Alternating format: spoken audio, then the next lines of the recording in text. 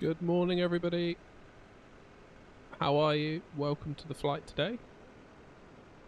And we are taking our beloved Airbus A320 on a short hop from Paris Charles de Gaulle over to Zurich. Should be an awesome approach into Zurich, as it always is. So we're just getting loaded up here with baggage and catering. And we'll be taking off on runway 27 left, and then coming into Zurich on a runway 14. So, first things first is let's get into the cockpit and get ourselves set up.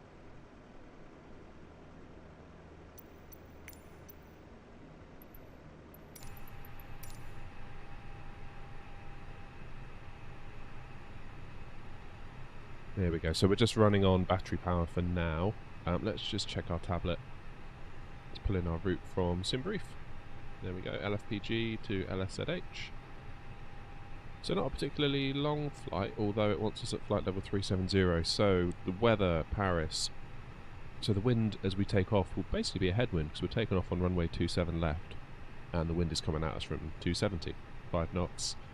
Landing on runway 14 with a wind of 180. So a difference of 40 degrees, but it's only 1 knot. So it's basically nothing. That's cool. That's my kind of wind. I like that. Very good. So let's get the plane fueled. Pull in our fuel from SimBrief. See, look, it needs hardly any. In fact, less fuel than what the plane defaults to. And the payload. Flight. Boarding completed. Like it.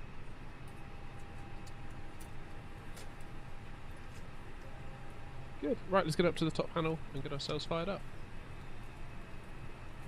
So we've got external power on. So we'll start with our APU master.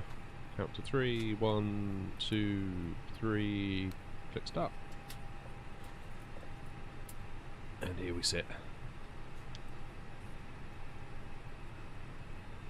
Ladies and gentlemen from the flight deck, on behalf of myself, your captain, the first officer, and cabin crew, I'd like to take this time to welcome you aboard our flight. We're just wrapping up some paperwork up front here and waiting to receive final numbers from the ground crew, then we'll be on our way. Flight attendants will be coming through the cabin shortly with a very important safety briefing. We do ask that you give them your full, undivided attention as they review the safety operations of this Airbus aircraft. We do appreciate your business having you aboard this flight. If there's anything we do to make your flight any more enjoyable, please don't hesitate to ask. Welcome aboard.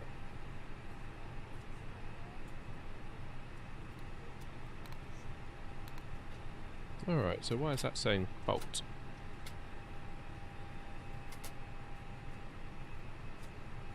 That's a new one.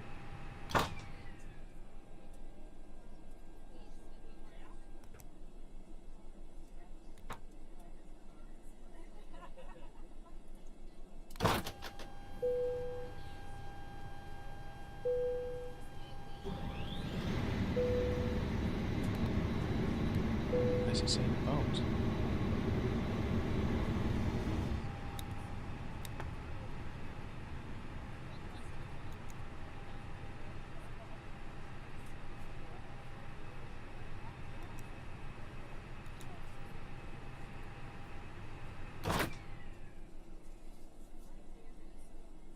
Right, let's start again. So batteries 1.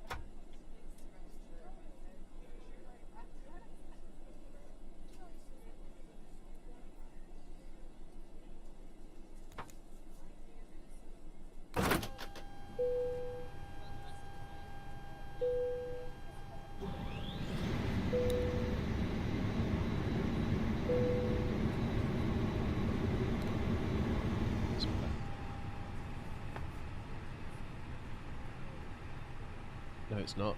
Ah, why is it doing that?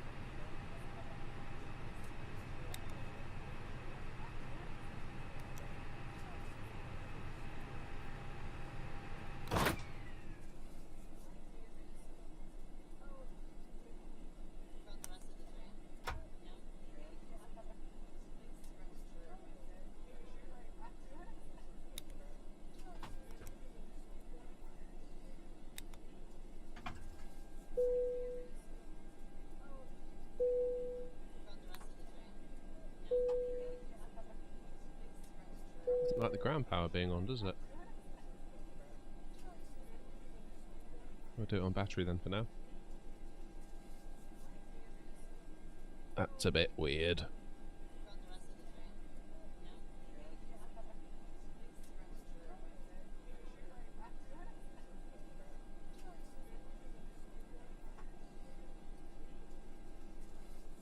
That is a bit weird. Well, we will forego external power. Let's wait for this to turn to available. Quickly get the APU on, and we'll go from there. There we go.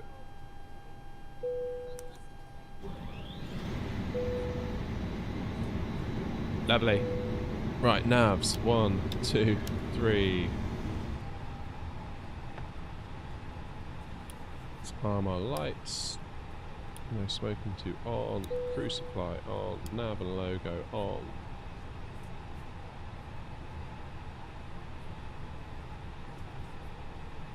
And fuel pumps. 1, 2, 3, 4, 5, 6. On.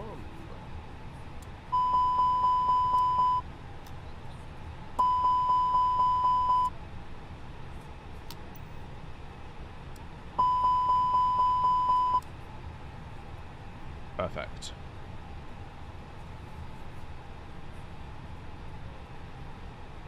Okay, good. Let's get some lights on in here. It's a little bit on the dim side.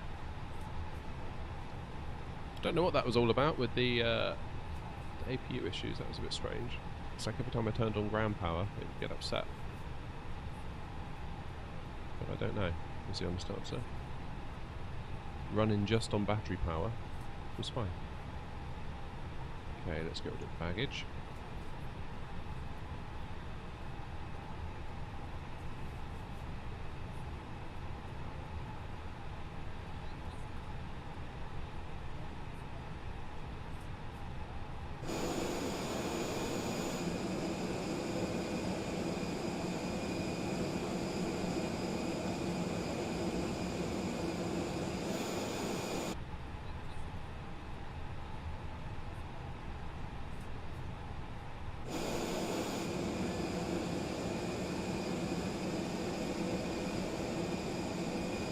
Closing the door before the little luggage trucks moved out of the way. Love it.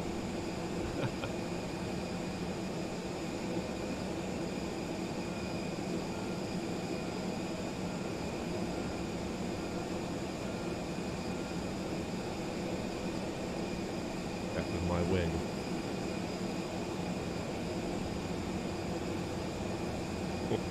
Only just.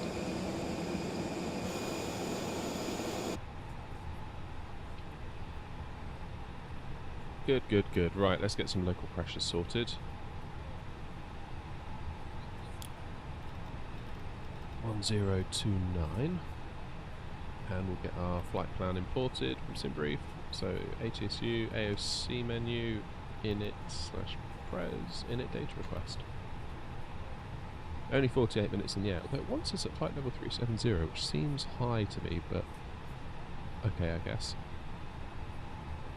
Good. Let's go to init request once more.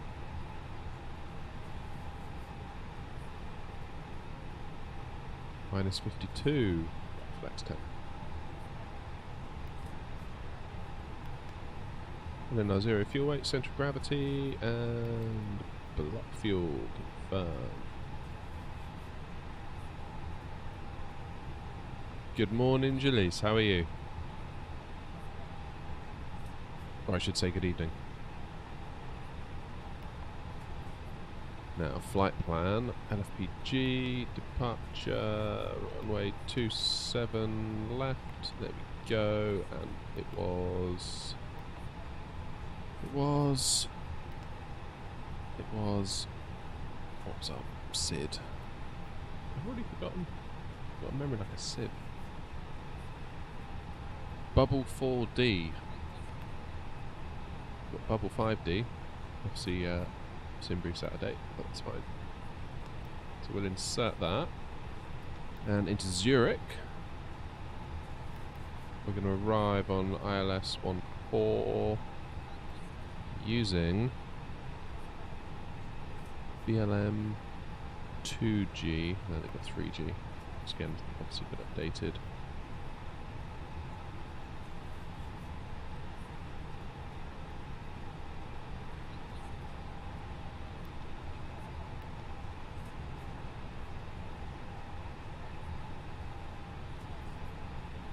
I can't complain, Jalise. Can't complain at all. Thank you very much.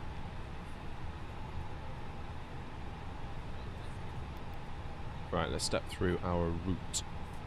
So into plan. Zoom us out a touch so we can all see. So here we are. We'll take off in this direction to the west. Start turning around Paris. Aha, a discontinuity, I see. Big one, but one that we can easily juggle, which that's good. So press the clear button, clear the flight plan discontinuity, and it joins up. And we keep going to Zurich. See, it's really not far, is it?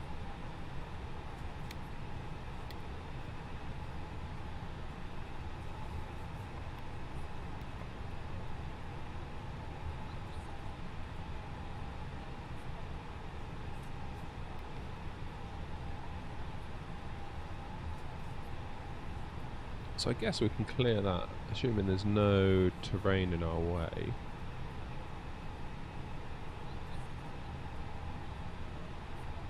Let's just consult ChartFox.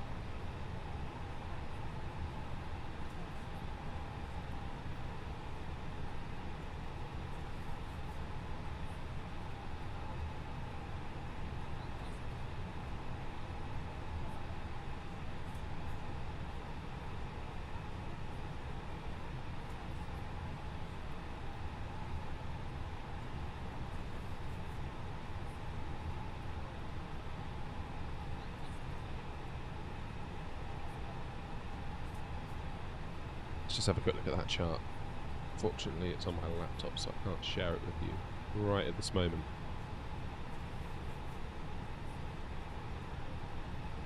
Please load.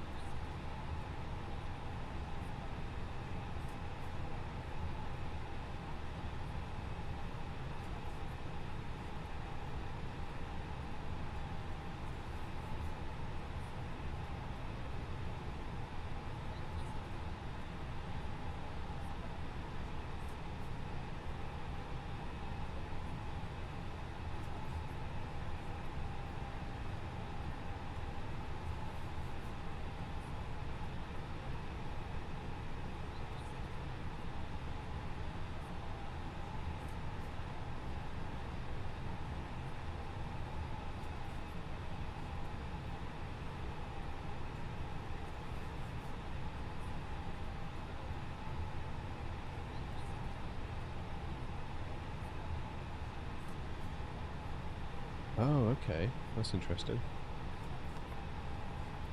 See if we can modify this then. ILS 4.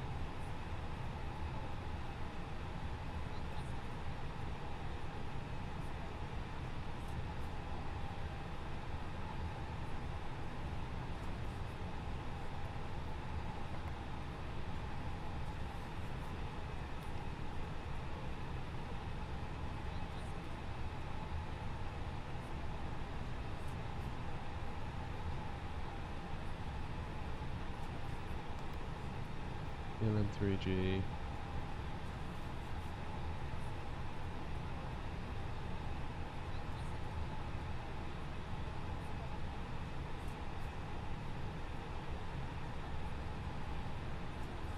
Go via Gigabyte. Insert that. So where does it take us now? Bum bum bum bum bum. Yeah, perfect. That's exactly what I want. So, it's going to take us in, this is the Gipper waypoint, it will then take us in over the airfield, out, back around, and then in on final. That's perfect, that's exactly what the chart says we should be doing as well, so that's good. Happy days! Love it. Right, let's brighten up these screens, because I can't see a damn thing.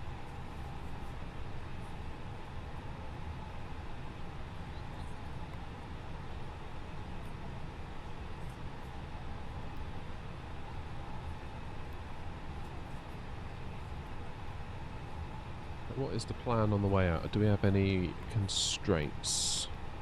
It would seem... no, we don't. Straight up to flight level 370.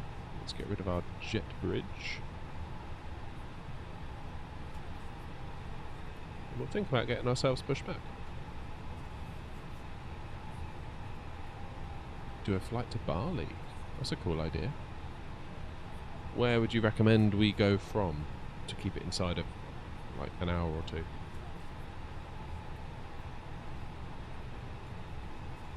But yeah, in principle the answer is yes, of course we can. It's a good idea.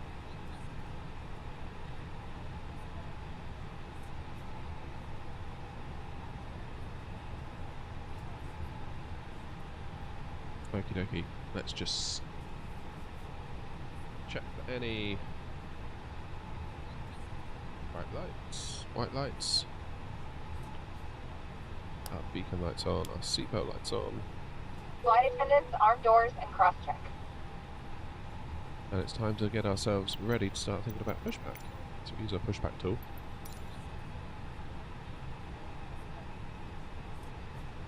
Okay, so we are going to... there is our runway here. So I think we will push back to... Once again, we'd like to welcome you on board. Your safety is our top priority, so we appreciate a few minutes of your attention while we demonstrate the safety features of this aircraft.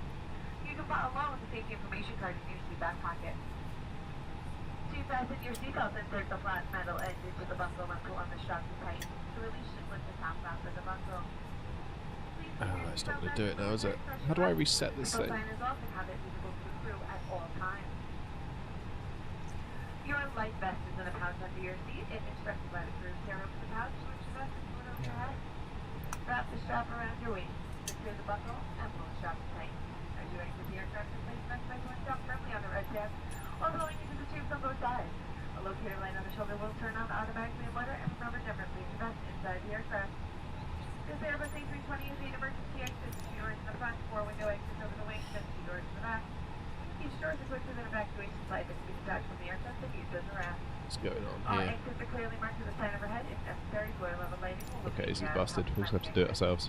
Please take a moment now to locate your closest sector and remember it may be behind you.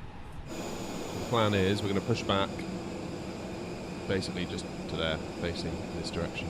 Start the flow of oxygen. Place the mask over your nose and mouth, pull the elastic bands around your head, and tighten the straps on both sides.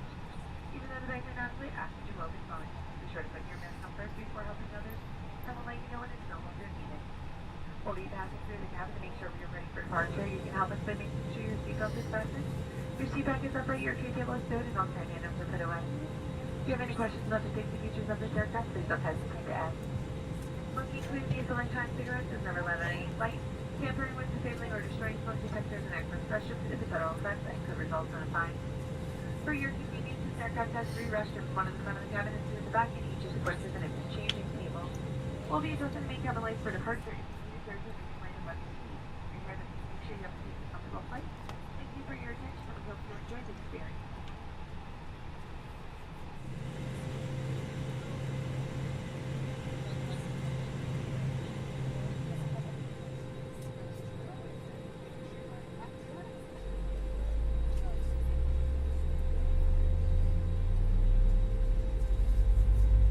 Probably wouldn't have time, Jalise, to do that in this time of day. That could maybe be an evening stream though, but I don't know if you'd be around for that.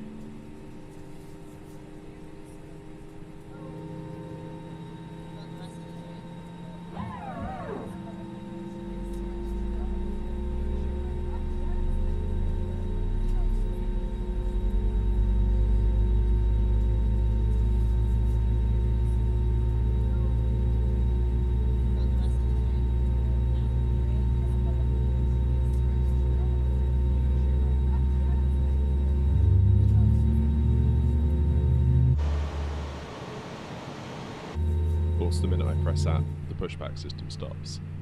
I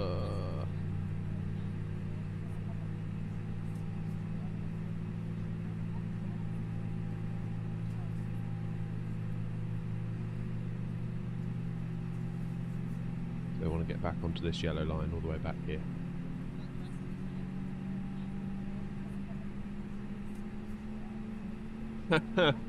Morning, Matthew. Join me from Lanzarote to Bristol this afternoon. Oh, I wish I could. Ah, that sounds like a lovely flight though. What's that going to be? What, 3-4 hours? Not exactly a short one, that is it?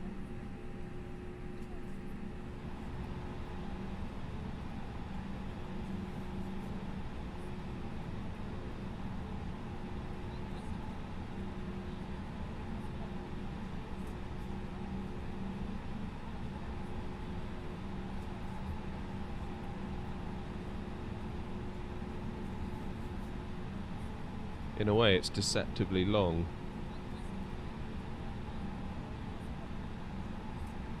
I suppose you could pay for in-flight Wi-Fi and watch the stream. Oh man, I'm making a meal of this.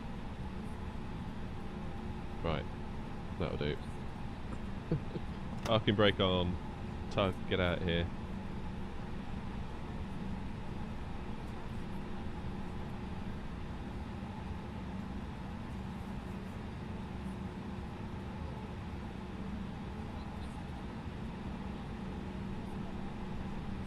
Okay, let's get the APU bleed off and the master off because we're running on our own steam. Cheers, Doug. 4 hours, yeah. What's that, an EasyJet if you're going back to Bristol?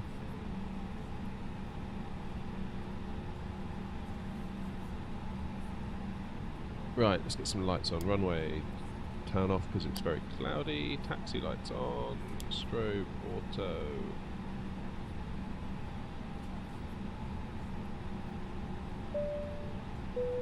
Cabin is checked. Engines back into normal. Flaps 1, ready for takeoff.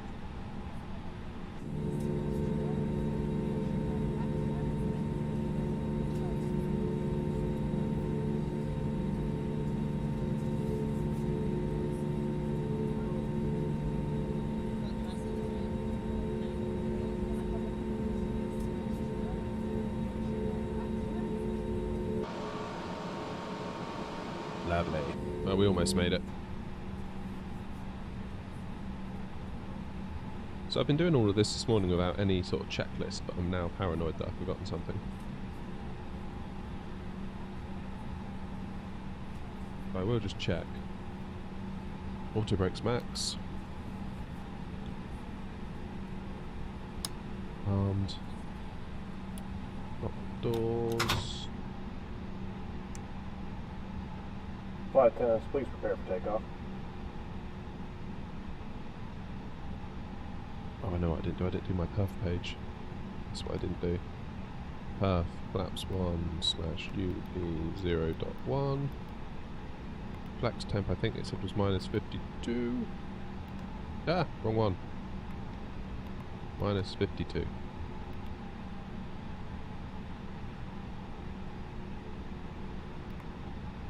$132 for V1, that sounds reasonable. 133 for rotate, and 137 V2. Wonderful. Takeoff config is normal. Predictive wind shear is off. I thought I turned that onto auto. Yes, I did.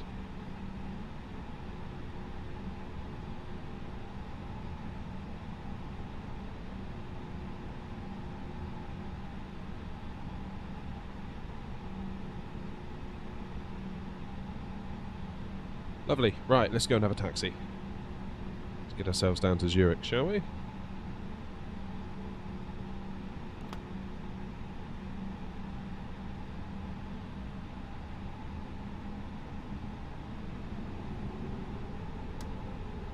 I need to have a look at I need to have a look at my sensitivity on the rudder pedals for the Boeing. If you weren't in yesterday's stream, we went from Newcastle down to Frankfurt in Germany. Oh, there's a lump in the taxiway. And it was like, it was a very windy landing, but then I had to use rudder pedals to obviously keep us on the centre line. My goodness. It's awful.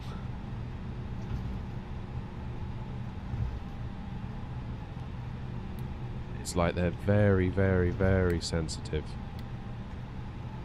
Like any slight touch to them and the plane wants to go like fully to the left or fully to the right. Whereas with this one, the A320 or even the A330, you sort of gently sort of push. You can almost feel like as you push, it's almost like you're pushing hydraulic fluid around. That's how it feels like. It feels really good on the foot. Whereas it feels almost like you're steering with like a D-pad or something on a games console.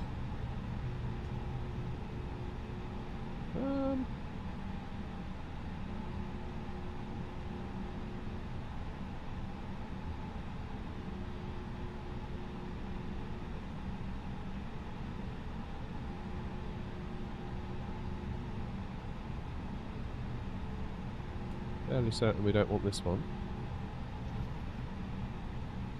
Yes, we do.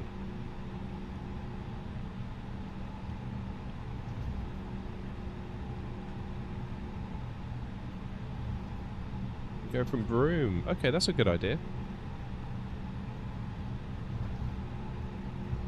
Broome was where we did a very dodgy landing, wasn't it? Do you remember that when we did our tour of Australia?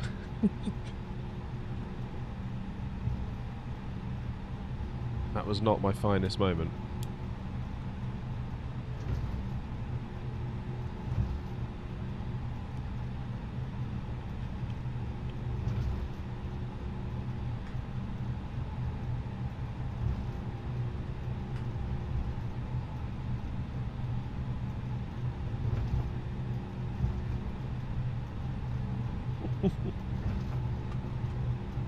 Who made these taxiways are rubbish.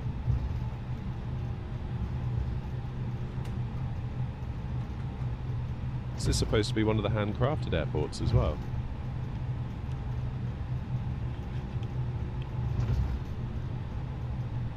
Write a strongly worded letter of complaint.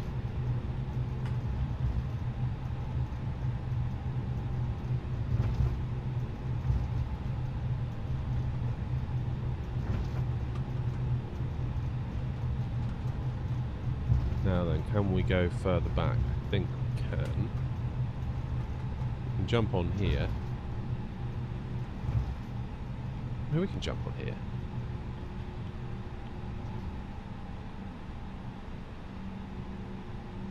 Right, let's just hold short a minute. Just for a second. Stop bar. Let's get our lights on. There we go.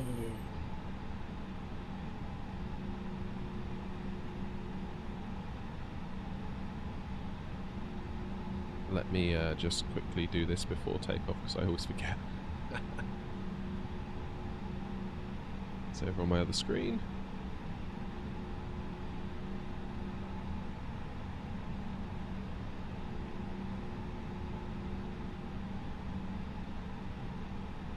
Wonderful. Right, let's taxi out.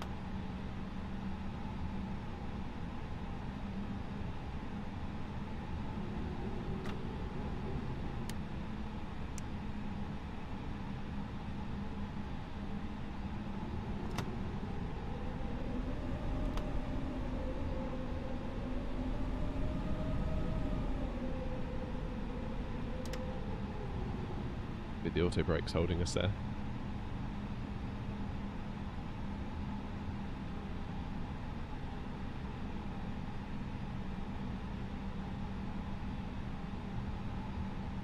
Whoa, this is going to take us on really late.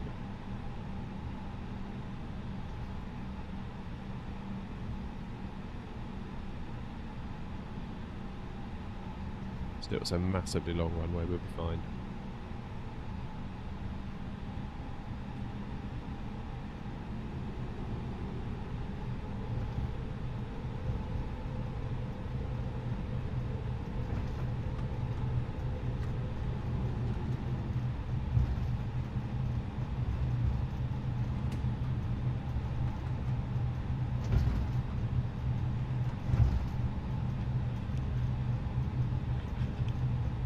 You know what? I don't like this.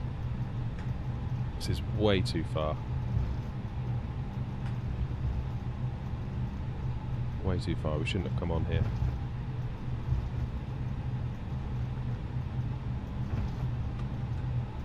We'll hop off.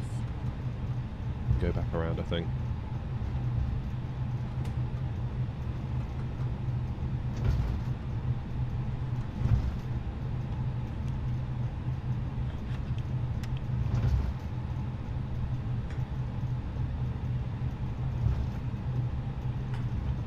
Yeah, that's way too far.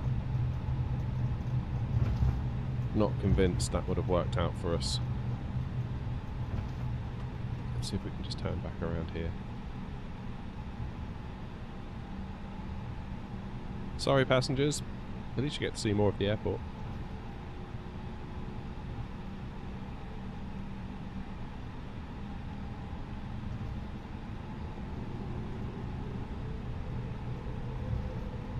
It's really foggy here, isn't it? Look at that.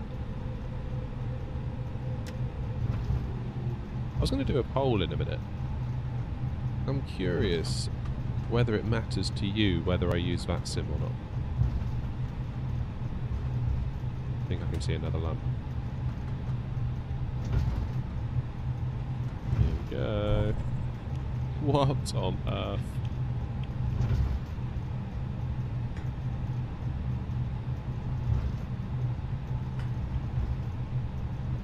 I'm doing the learning for VATSIM. I'm sort of watching videos and trying to get myself up to speed on it.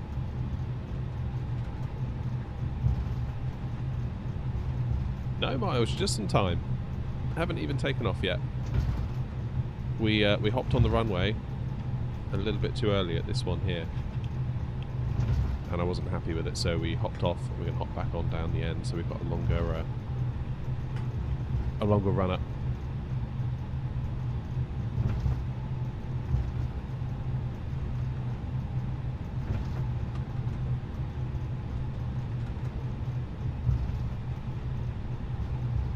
So you're right on time.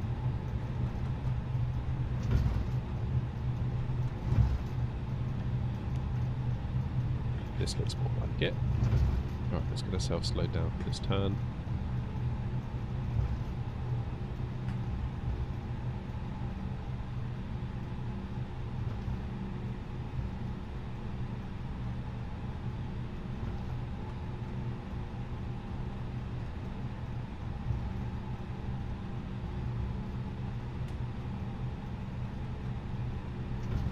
Yeah, Bevy popped in the other day briefly. Bevy's still around. I don't know whether he's trying to trick me again.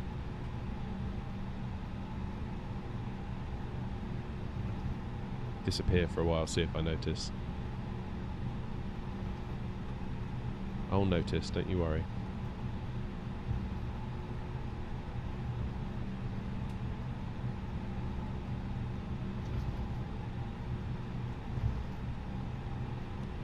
Here we go, this is much better.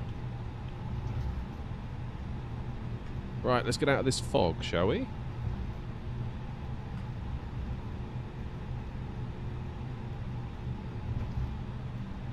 And hop over to Zurich.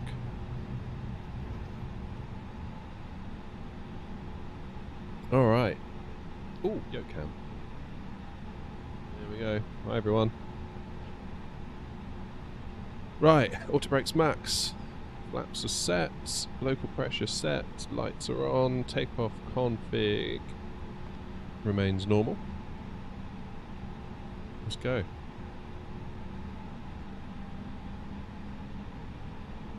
Just hold it on the brakes.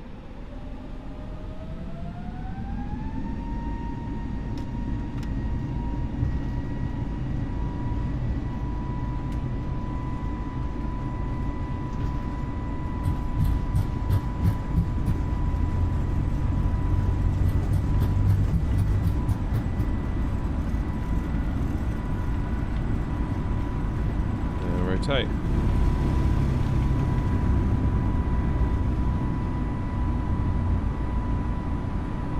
Positive brake. Gear up.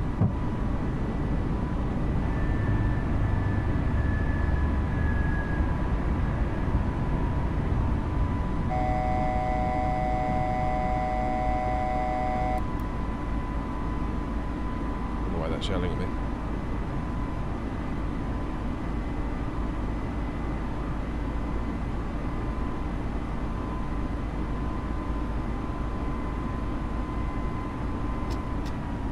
Levers back into climb.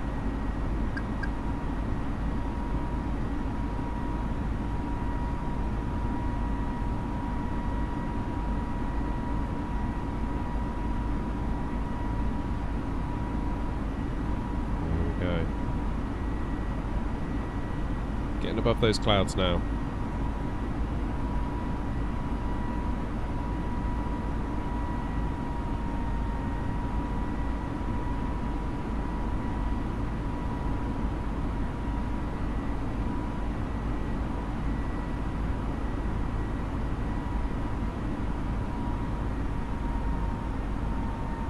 Start our turn. Flaps up.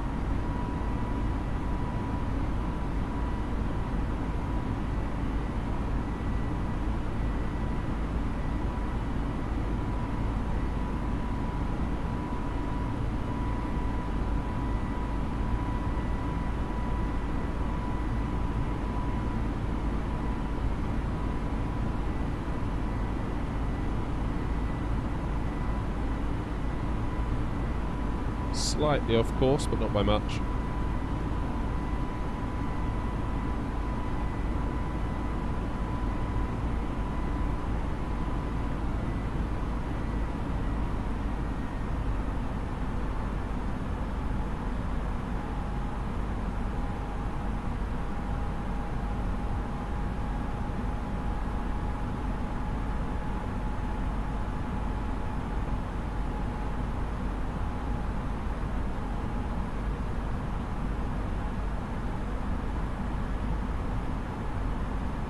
A bit of course correction going on here.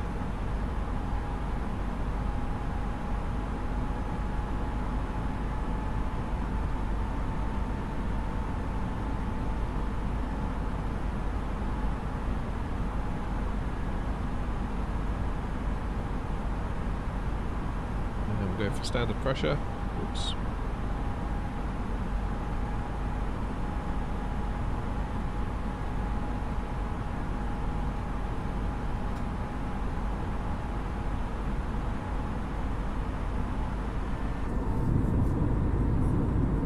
Let's have a look out the window. I thought there was a gear lever on the yoke. Is there not? Yes, there is. Just that when I'm flying Airbus, I generally use the controls that are on the Airbus stick. If I was flying Boeing, I would use the lever on the Boeing yoke. So, yeah, I don't know.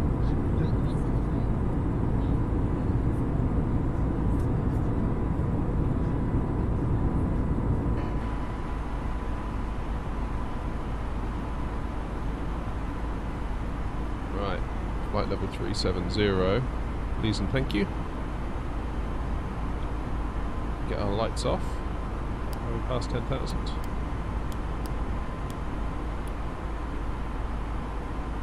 And we'll disarm our spoilers.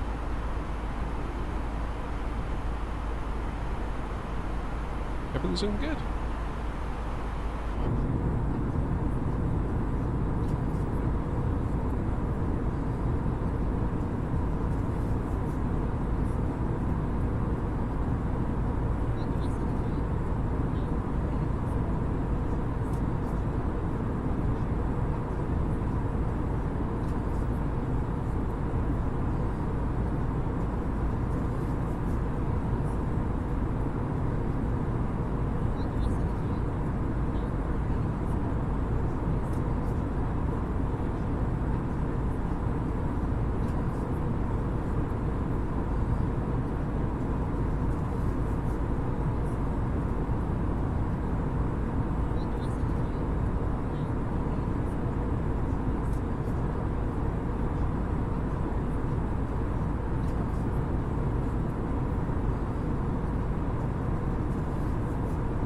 So we would normally be able to see the airport out the window now, but given how much fog there is on the ground, that's quite difficult.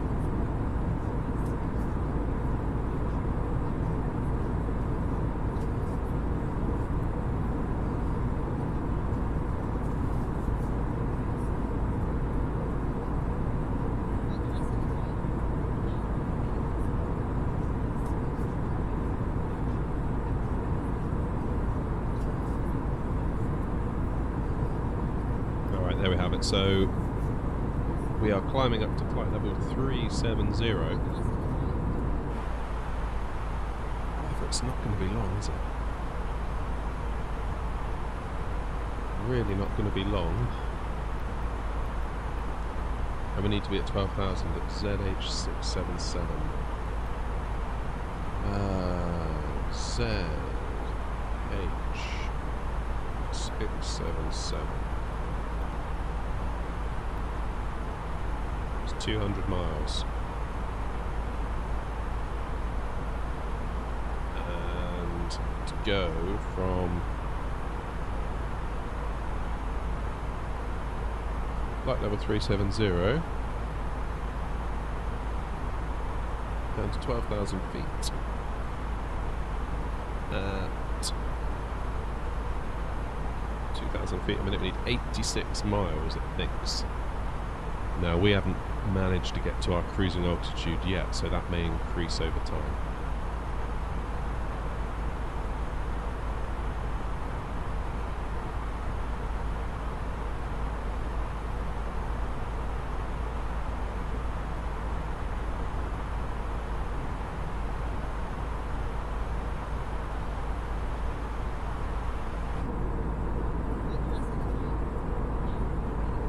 That's almost all that fog was around Paris. Now we're clear of Paris, it's lovely.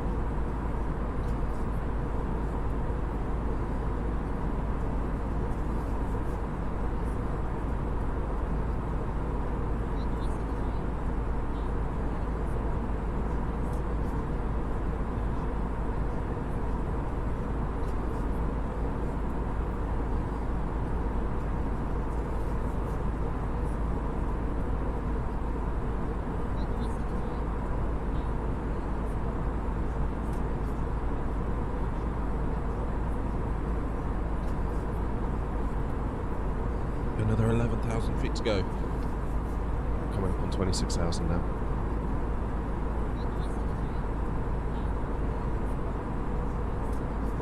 Good morning, Indy. How are you?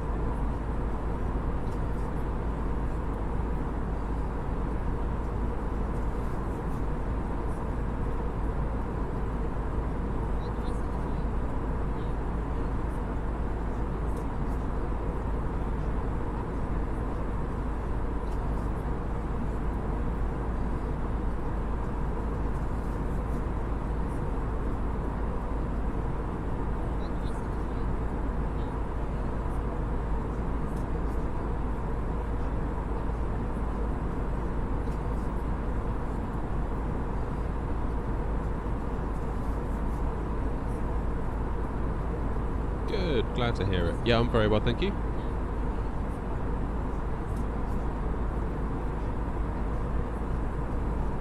Just having a nice bit of Monday morning flight sim.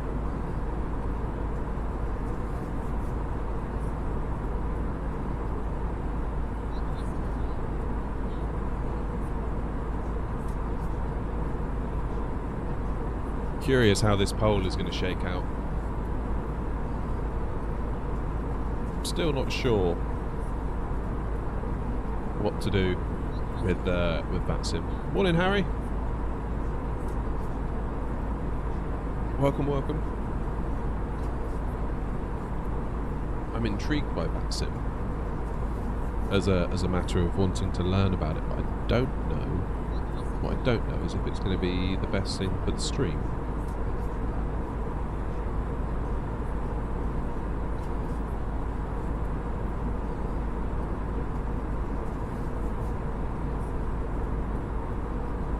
Kind of like chatting to you guys. I don't really want to be chatting to controllers, or rather being interrupted by controllers and missing out on what they're saying because we're having a conversation.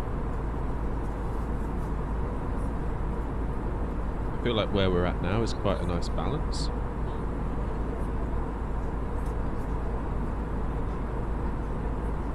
Because we got the flight plans from SimBrief, we're kind of doing things mostly correctly.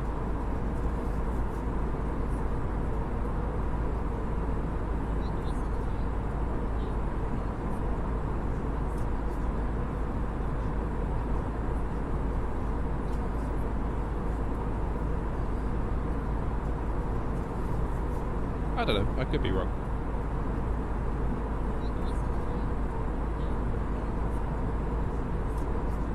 I'm wrong a lot, so, you know.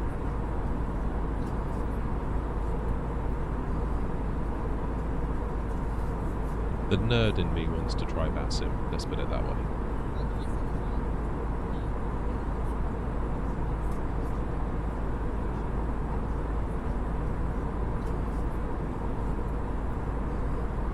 Just what bothers me is if we get delayed by VATSIM, we could end up in a position where I haven't got time to finish the flight. That's what bothers me the most. Right, we're back on our normal schedule now, so as of 12:30 today, latest, I've got to be out of here. Can you imagine if we get put into a hold or this or that or whatever reason? So, sorry guys, I've got to end the stream. Gotta go, mid-air.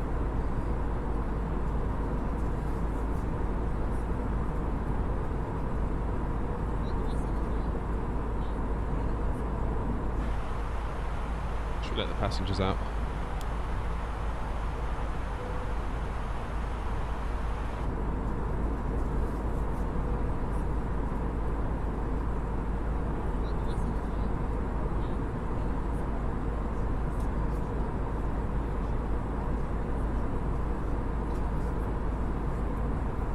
How long have I been streaming? What, in general or today? I get asked that question sometimes and I answer, whatever answer I give is always the wrong one. It's like, no, I didn't mean in general, I meant just today. Or if I say today, then no, I mean in general.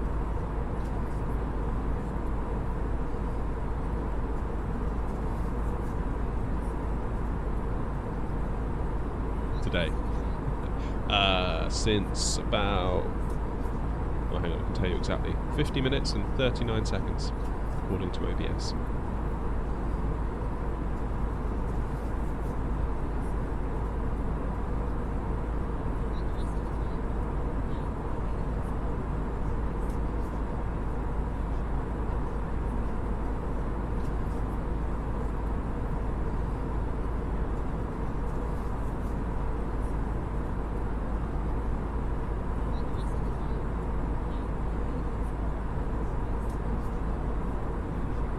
So we're 158 miles away from the waypoint at which we need to be at 12,000 feet.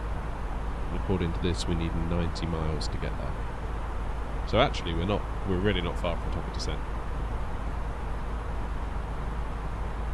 Really not far at all. Another 50 miles we'll be thinking about coming down.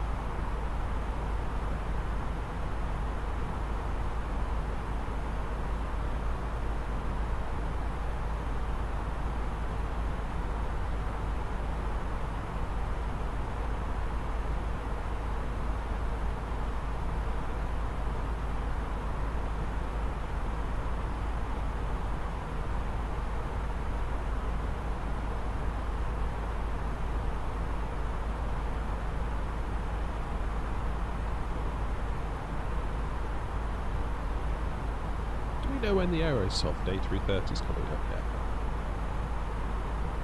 I feel like someone told me and I've forgotten.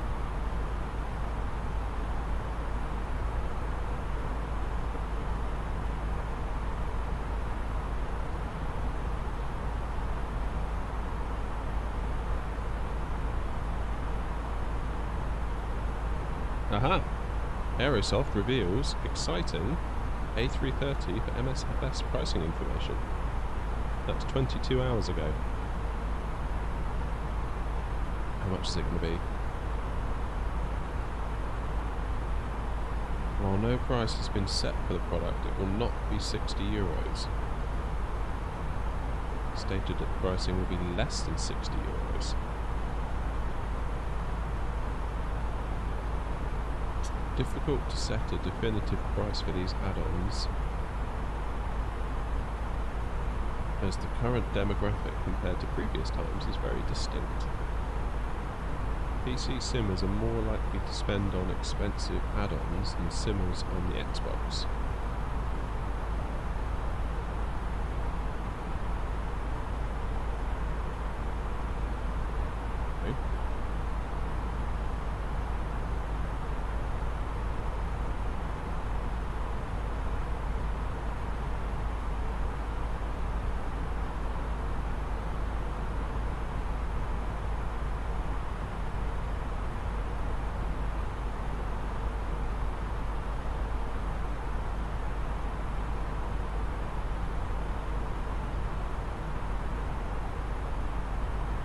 Still no sign of a release date though. I can't blame them. You can't blame them, not really. Software's hard, and I say that as someone who's got a background in it. Well, ladies and gentlemen, once again from the flight deck and captain speaking. We've just reached our cruising altitude port of flight. As it begins to settle in, I do want to remind you to please keep your seat elbows clear from the aisle, as the flight attendants will be coming through the cabin with galley cards shortly. Also, one more reminder to please refrain from congregating with the front galley where the flight deck door is located. Thank you. Okay, so we've just reached cruise, and in 30 miles we're going to be descending. It is literally an up and down flight, this one.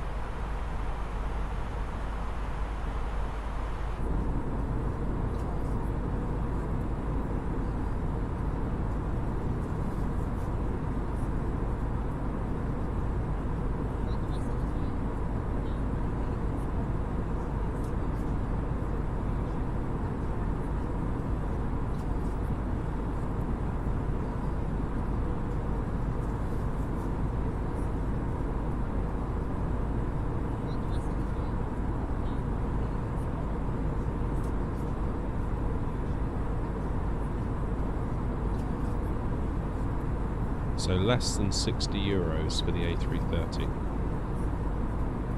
See, to me when they say that, my head immediately goes to, oh okay, so it's going to be 40. I don't know why. The whole time I've always thought 40 would be a fair price. And I don't know why I think that, because PMDG is like, yeah, of course it's going to be 70. But then for Aerosoft it's like, well, you're not PMDG, are you? So it has to be less than that. Therefore, 40 seems reasonable. I don't know, what do you think?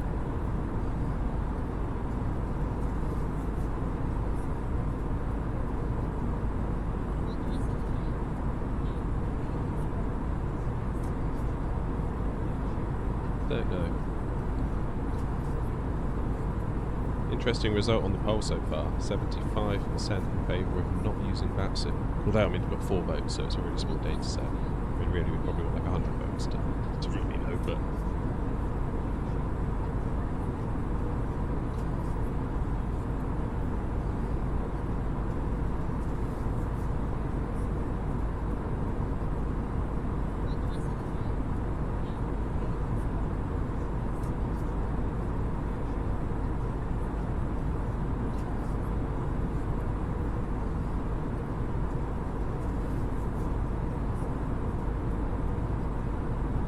I must admit, I'm relieved that my internet has stayed up.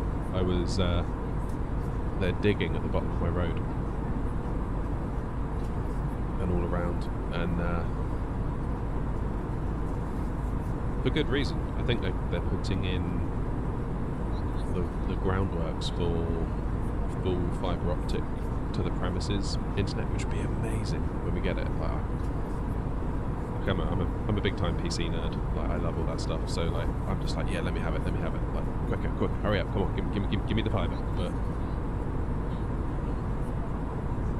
yeah, the risk is while they're doing it, I guess our internet could potentially go out.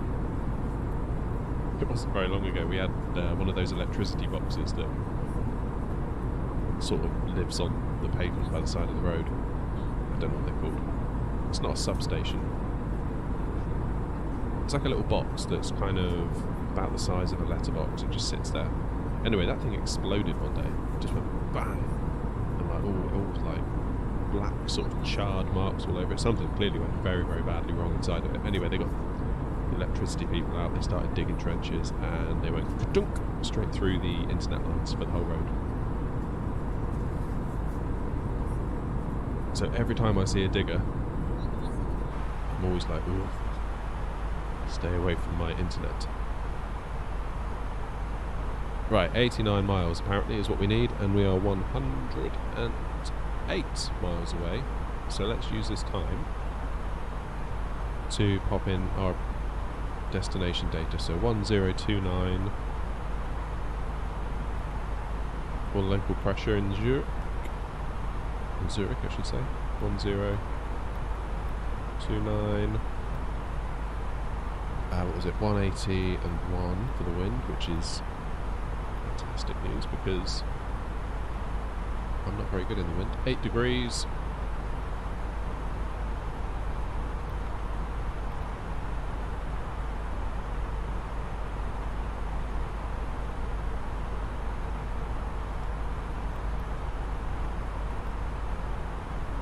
200 feet. Our transition altitude is 8,000, so keep an eye on that.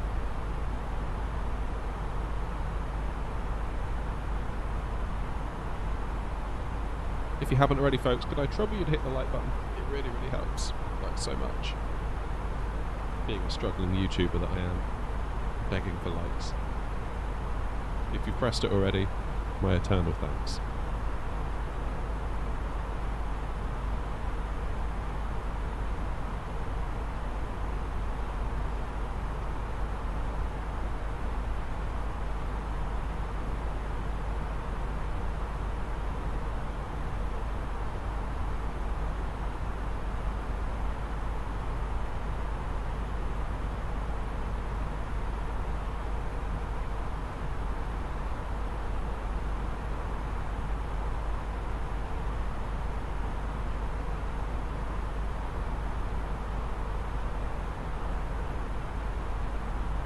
What are we at now?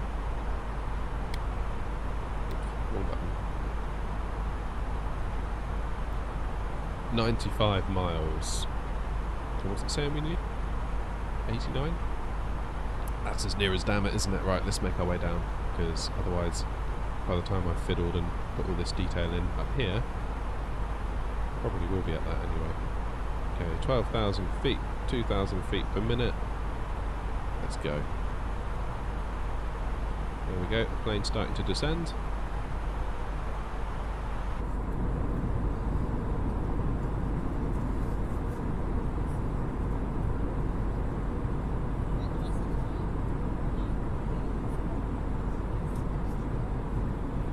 Did anybody want some music, or are you happy with the engine noise? I feel like the last few flights we've done mostly engine noise, and it's been quite cool.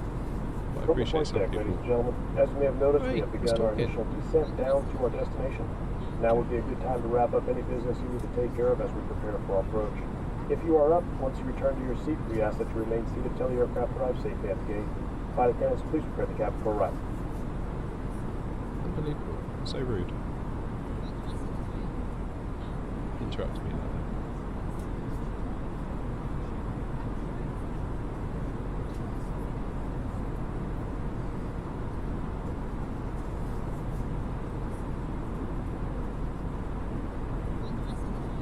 I think I can hear someone banging on my front door. Could be a parcel. I'll be right back.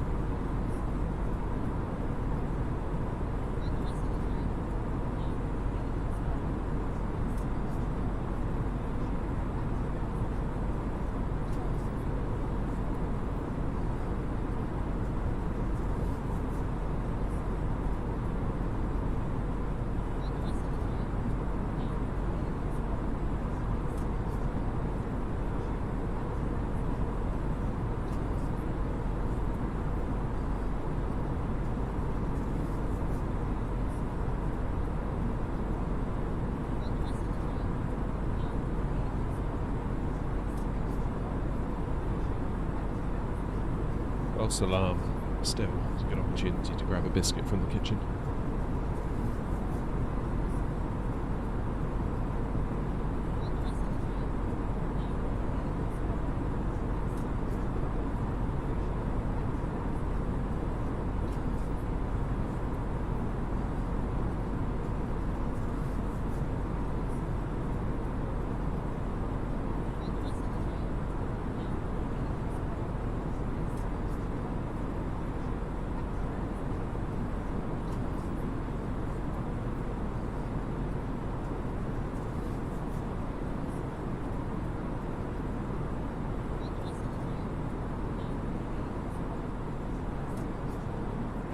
Right, how are things looking up here? Ah, yeah, you can tell we're getting close now. Look at those mountains. How cool is that? So we've done about 7,500 feet. Let's get the passengers strapped in.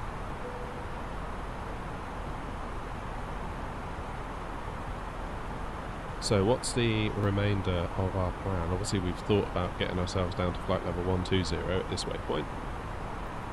Then what happens? We go to Jupol, 7,000. Decel. Then down to 5. Let's go into plan a minute so we can actually see what we're looking at here. Jupol.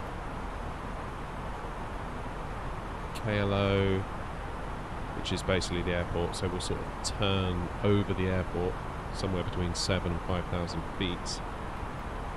Then at this turn here we'll decel, be at 5,000, get ourselves to 4.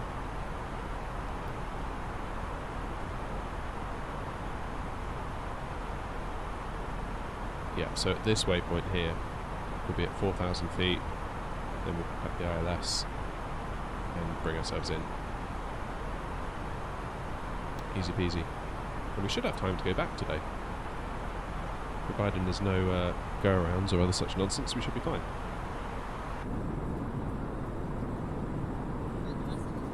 No, I've got another 2 hours that I can fly for, so there's no reason really why we can't.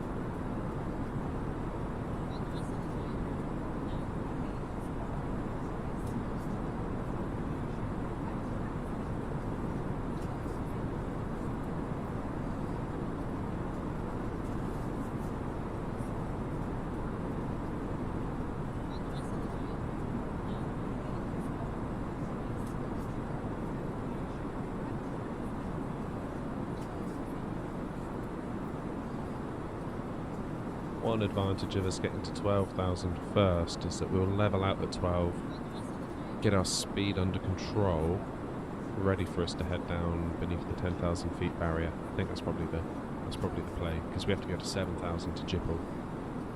So we'll definitely need to be at 250 maximum at that point.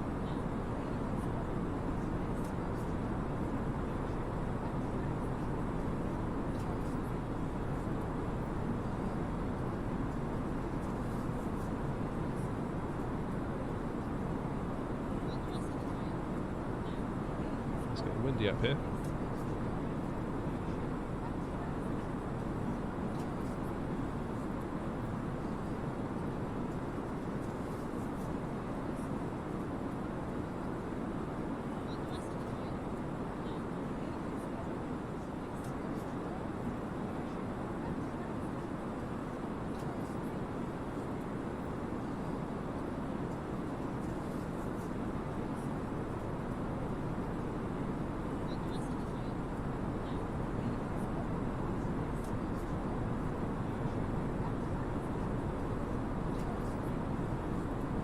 Alright, 20,000 feet, 8 to go.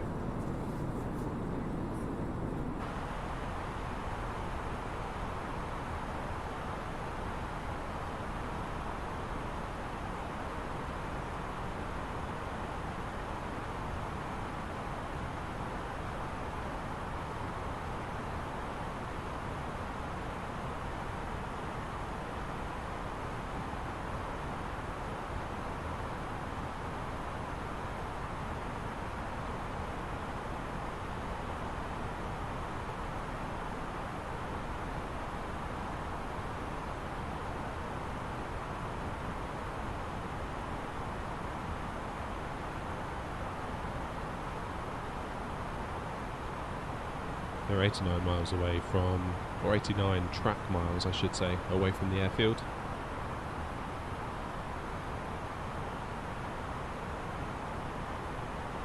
Because we'll be looping back on ourselves as we get to the airport. We'll sort of fly over the airport at around 7,000 feet, head away from it, then sort of do ourselves a U-turn to bring us back in on final.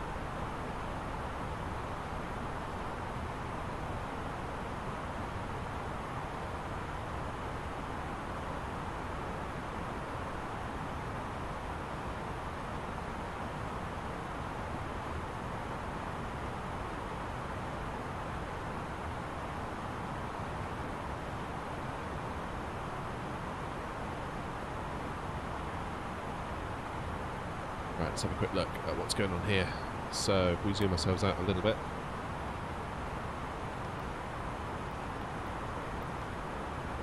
So we're coming up onto the waypoint BLM, and then the next one is ZH677,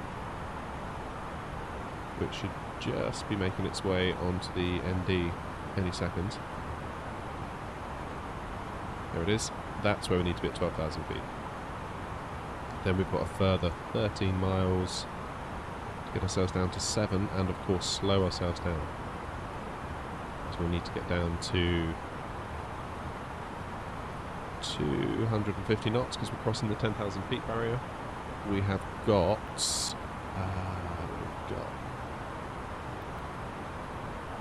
transition altitude at 8,000, so we'll need to be on the ball with that as well.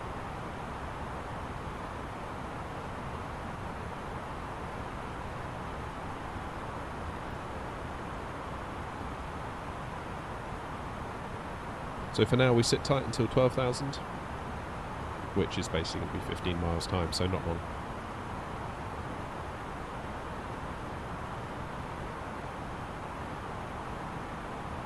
Were there any speed restrictions? I'm not sure there were, because it would say it here if there were. 210 as we start to do our U-turn. But we decel before then anyway, so once we start decelling, that's basically decelling to our approach speed, which is probably going to be more like 130. So that would be sort of throttles idle, flaps full, which will get us well below 210 in any case.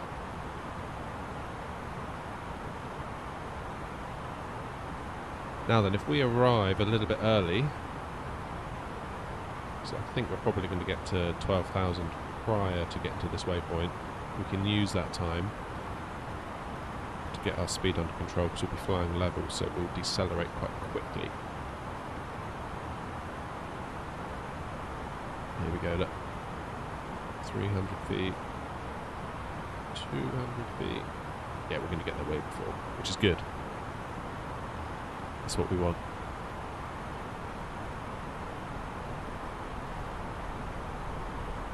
So we'll come out of managed speed mode now. We'll be controlling the speed ourselves from this point. Keep an eye on this tape here, because now the descent rate is leveled, so we're just flying level at this point. You can see our speed is starting to drop. Very nicely.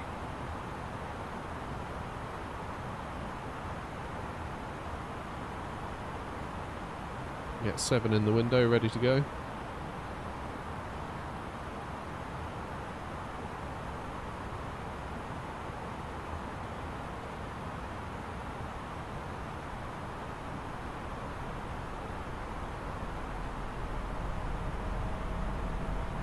Hear the engine spooling back up to maintain 250.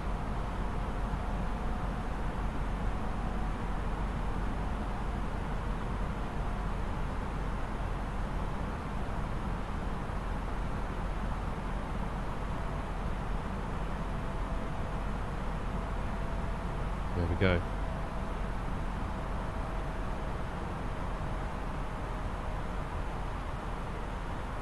So we'll let the plane do a managed descent this time, see if it can get us there. I think it will. As long as we can keep that speed under control. Maybe we need to help it out with some speed brakes. because of course as we start descending more, the speed will want to increase. When was the last go around, Indy? That's a good question.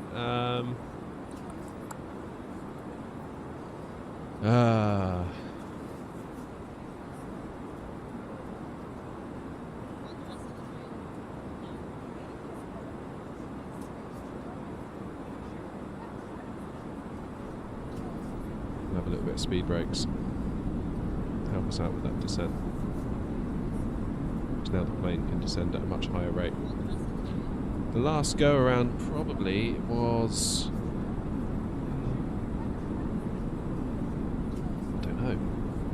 I know we did one into San Diego because we were in the fog and we lost situational awareness. Basically I just didn't know what was going on. I thought I was tracking ILS and then it all went a bit wrong, so we went up, had another go. Bristol we did about 5 in one flight, though that was entirely my fault.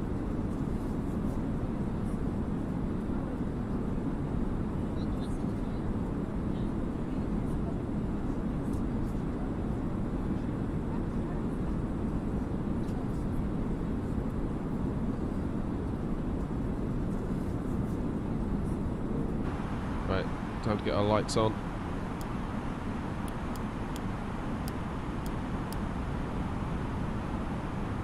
We've also got transition altitude coming up very shortly as well.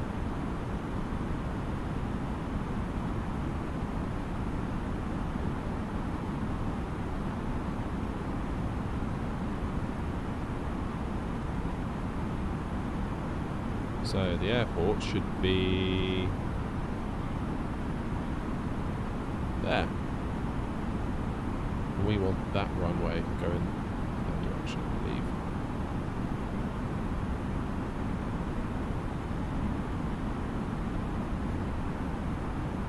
Transition. Local pressure was 1029, same as it was in Paris. It's nice and easy.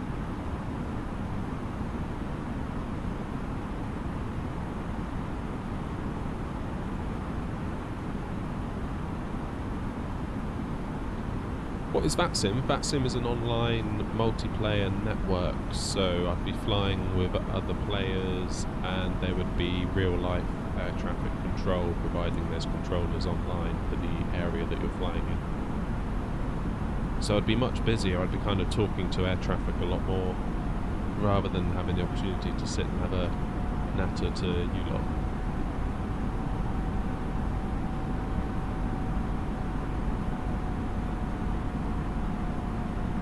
So it'd add to the realism, for sure. It's just, do we actually want that stream? We're doing the return, yes we are.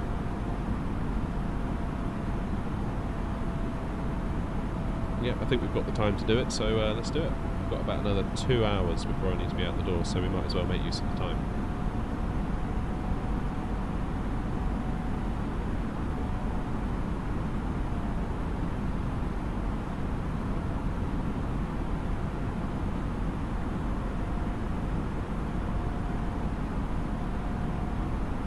So we're just going to sit at 7,000. We don't need to be at 5 until this waypoint here. So we're going to sort of scoot around the edge of the airport, head out in that direction, do a U-turn, and then back in to what I presume will be a runway there.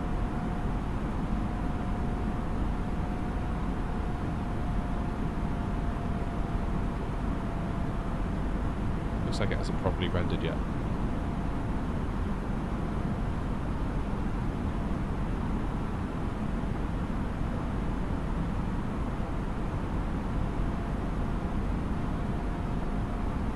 Yeah, VATSIM's a tricky one, Indy. Say, number one, it sort of could take me away from talking to you all, having conversations, because you kind of got to be listening to what's going on and responding back properly. Otherwise, they'll kick you off. They don't mess around. Equally, if we're, say, coming into Heathrow and it's really, really busy and the controllers have got to stack you and put you into holds and then we're sat there for ages, that could be a problem in that I just might not have time to finish the flight. It might be that we get held up leaving an airport, not leaving us enough time to finish the flight. So there's a few things to think about. It's not to say we shouldn't do it or that we can't do it, it's just it's not as simple as, oh yeah, we'll just quickly go on passive. That, and I'm not entirely confident on how to do it yet.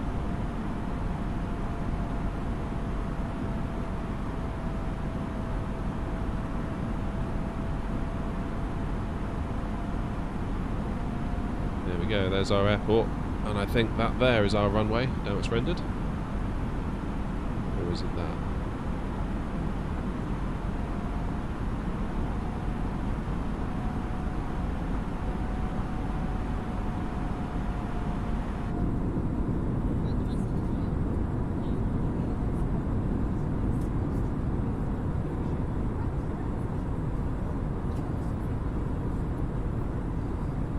We need to get our speed down to 210 for the next waypoint. We might as well start doing that now. We'll do it in bits.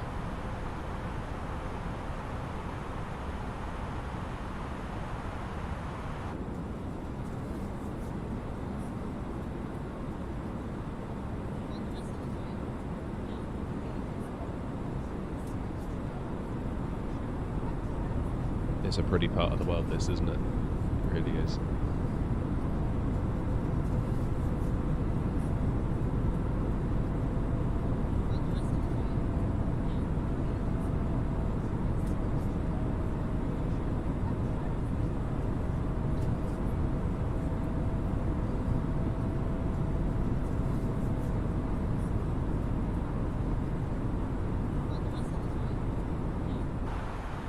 Magic. Right, landing system. Let's get things fired up. We'll do auto brake medium.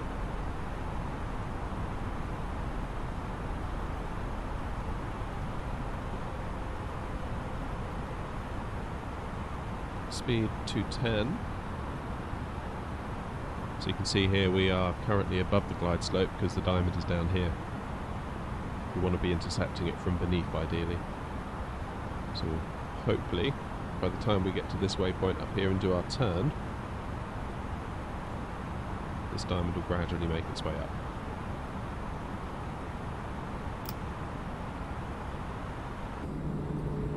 Get our first stage of flaps out.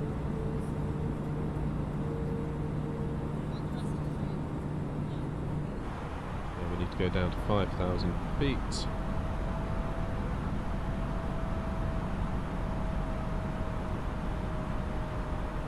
Set that in motion now, because I kind of forgot about that. I'm not going to lie.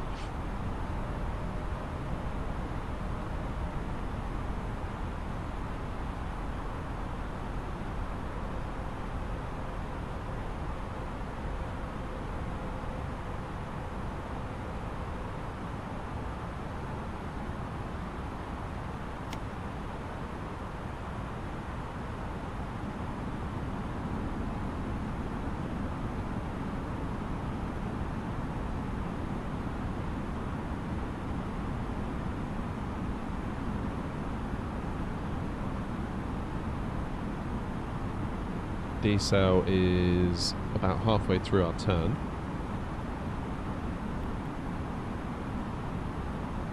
There we go, there comes that diamond. That's good.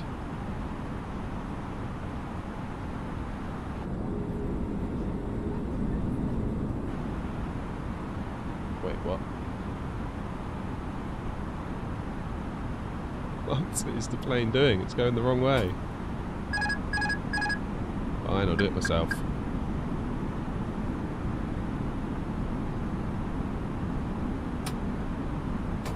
That's a new one. Why has it gone the wrong way?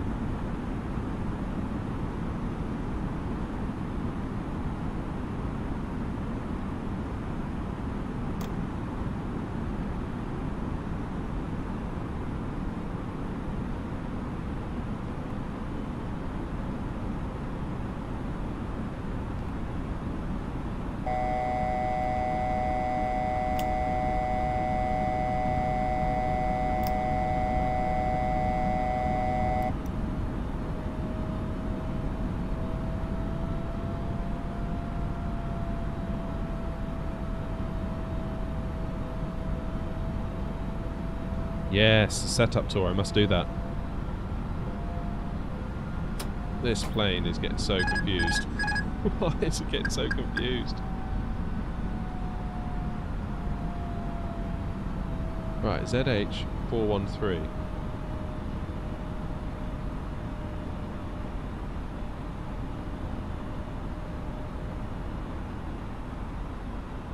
What's the matter with it?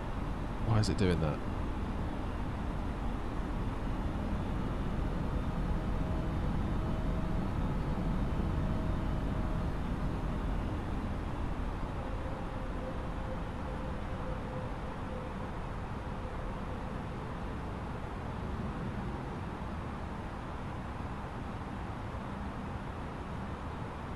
Never known it to do it like that before. Like that seemed like a fairly straightforward route, and where it should have turned left, it just turned right. I don't know why it did that.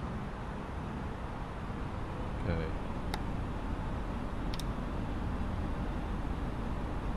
We got brakes to auto brakes to medium. Spoilers are armed.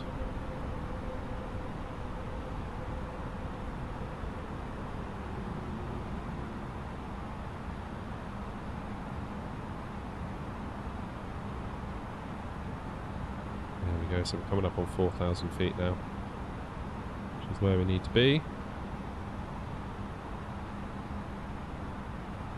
And we'll start turning.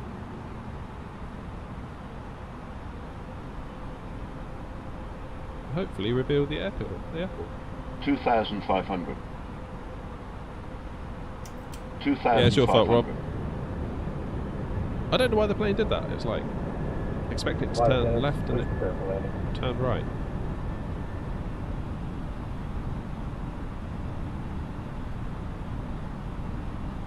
Okay, so the airport is right ahead of us. So the question is, will approach mode work given all the problems we had? If I press that, what will it do? Just out of curiosity. So it should. So we've got the localizer. There you go, so it's tracking to the right. It should get that diamond smack bang in the middle. Oh look, what's it doing?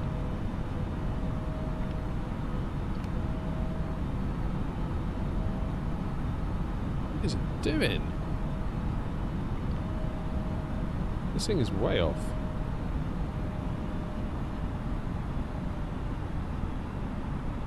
Okay, let's level ourselves out. I'm just going to ignore.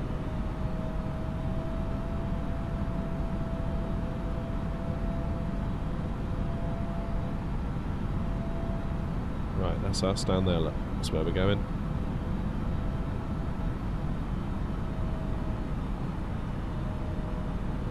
So we're going to stay nice and level.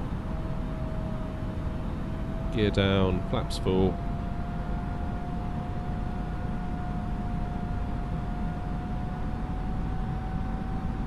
Over to the left. Wait for our ILS diamond, this one over here, to gradually come down and meet us, and then we'll track it all the way down.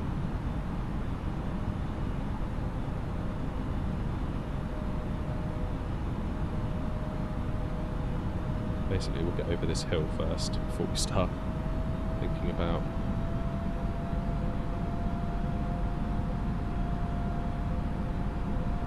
descending too much.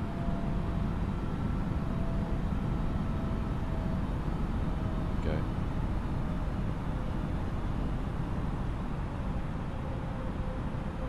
So we're on auto throttle, and we're telling the plane to maintain a speed of just under 140 knots, about 131 I believe. So as I put the nose of the plane forward, the engines naturally roll back on their own, which is very handy. Oh, it's really windy. It's not windy, it's almost gusty. All this bobbing around.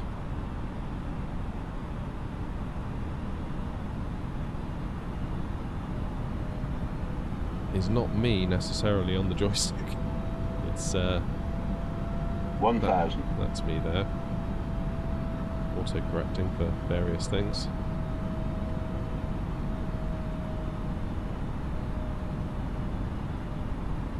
you a little bit to the left.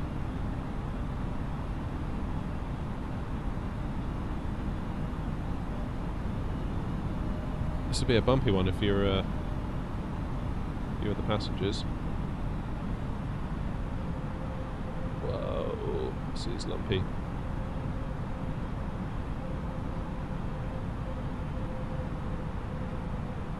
Just trying to compensate for all of this.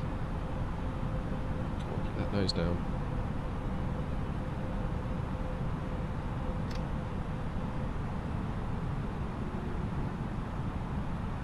$1,000.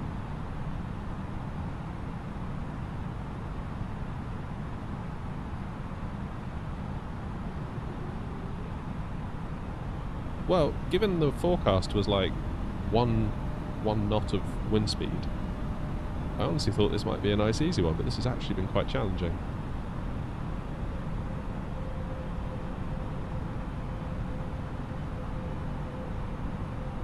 Because although the wind was not that strong,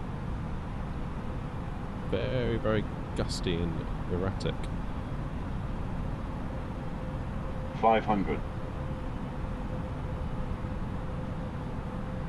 400. 300. You still think we're too high. The ILS seems to think we're not. That's better. 200.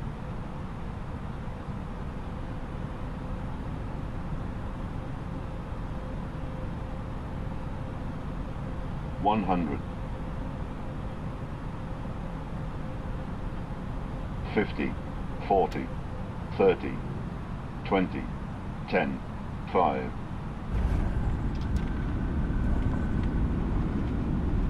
There we go.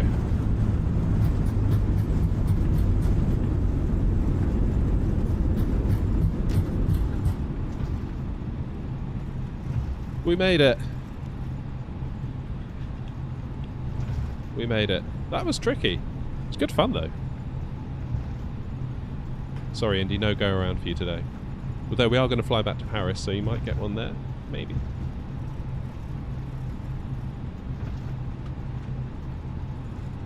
Right. All the gates and stuff are to our right, I believe. We use this high-speed exit here. Get off the runway.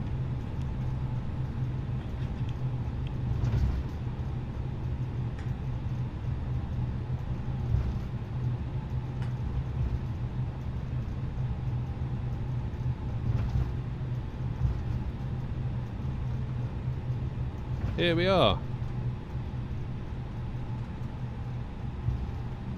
No worries, Elise. Appreciate you stopping by today.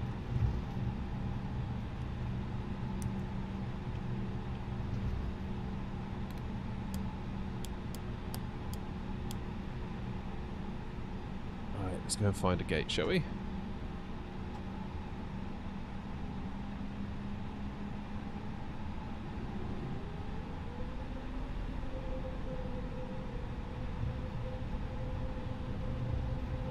And we'll see if we can get ourselves turned around in record time and get ourselves back to Paris before lunch.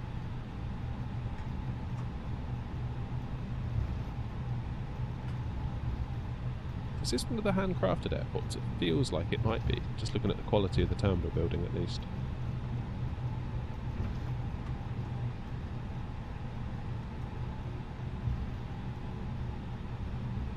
That was a fun approach though, I did enjoy that.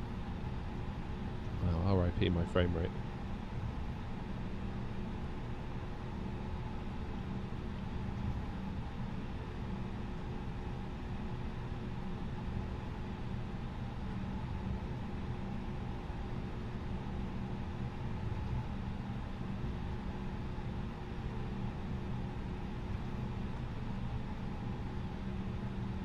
This one will do.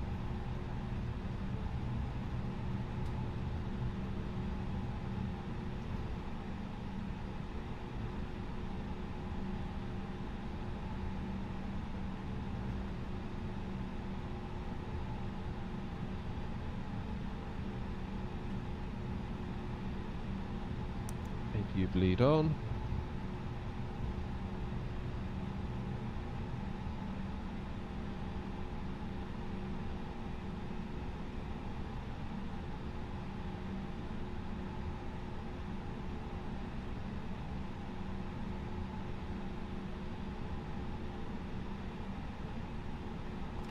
Alright. So we can do our engines off.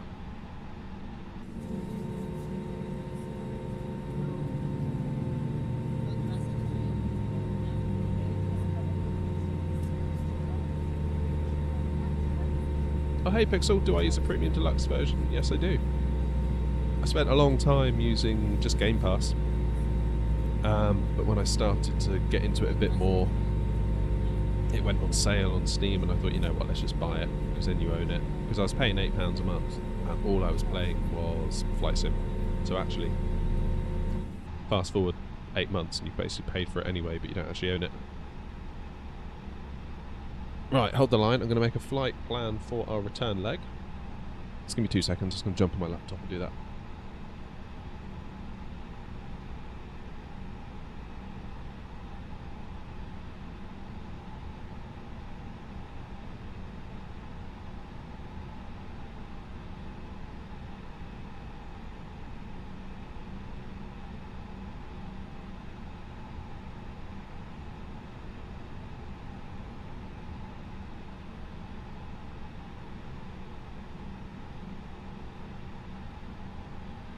Okay.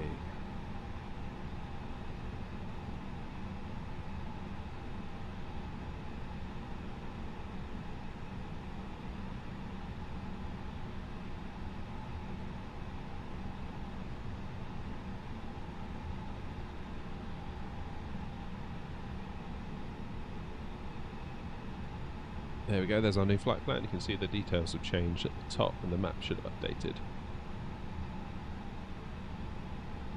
So we're going to take off on runway 28.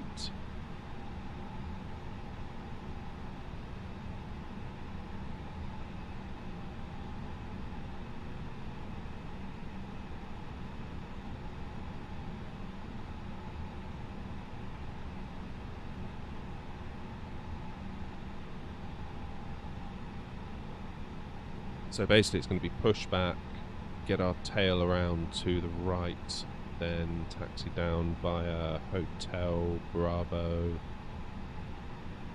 and jump on at Bravo 1.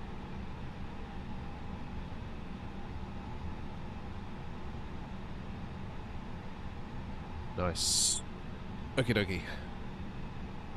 Where's my mouse? Here's my mouse.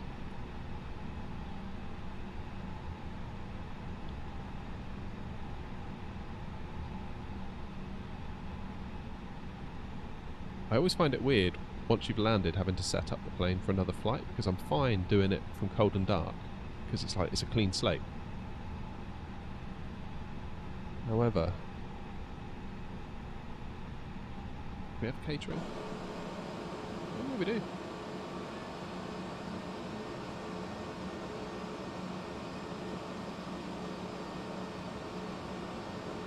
Why is my left engine still running?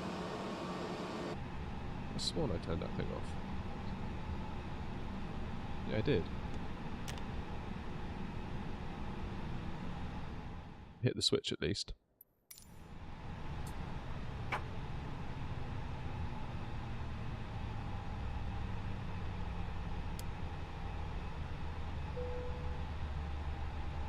Okay, so passengers are disembarking.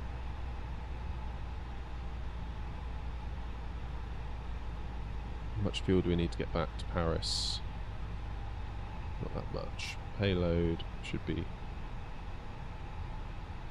Not as many people want to go back. Fair enough.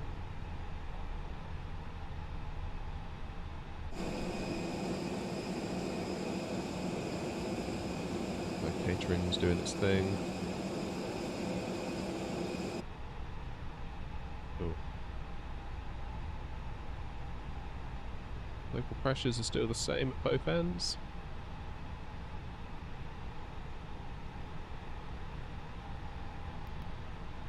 So, ATSU, AOC, init. There we go. Departing from Zurich, going back into Paris, go to init. This is all being pulled down from SimBrief, so I've made a flight plan in SimBrief, connected the plane to my SimBrief account, and hence it pulls it all through, in case anyone's not sure what's going on. Saves you loads of time. All these values are just like done for you. Performance. We'll do flaps 1 for takeoff.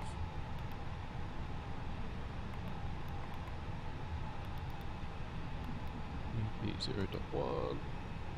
Start flex temp -48.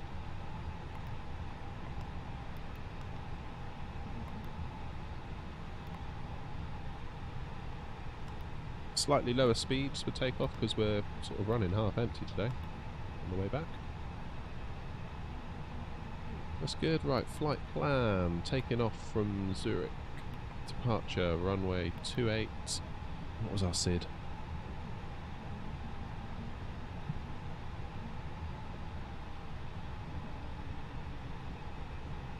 Why do I still have landing lights on? I shouldn't have landing lights on. They're all off. Ah, those lights. I only clicked it once, my bad. Cheers, Indy. Probably already gone, but yeah, sorry I missed that message. Thanks for coming by. Alright, and our SID is the V13W. We've got 14W, so that's a more updated version, so that's fine. And coming into Paris, runway 27 right.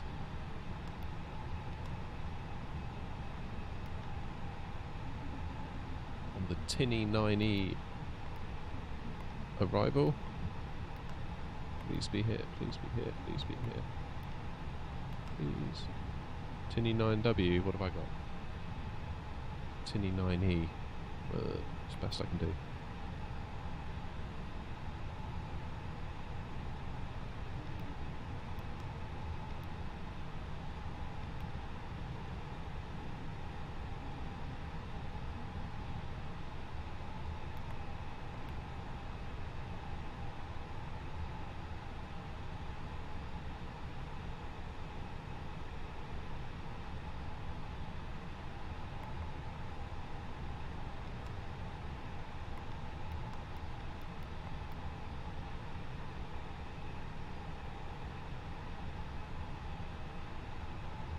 Just go back in there a moment.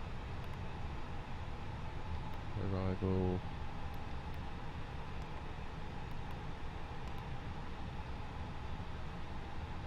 Two 7 right. Spotted.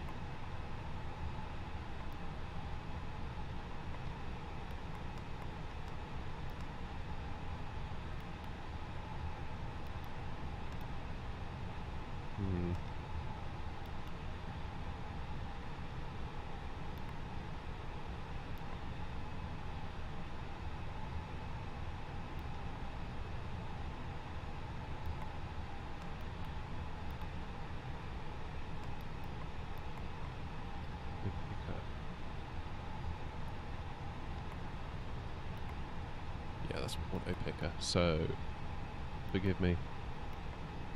27 right. Tinny 9W will go via auto picker. Occuper, even. Right, let's check the route. Into plan mode, 20 miles range. So we'll step through it. So we head out of Zurich. Slight discontinuity here. Clear that. That will join. There it goes. Start heading over towards Paris. Picker, there we go. Decel. Oh, hello.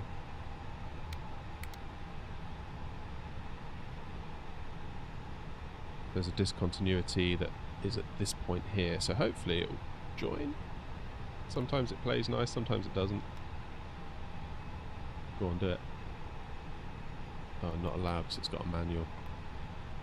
Fine, delete the manual.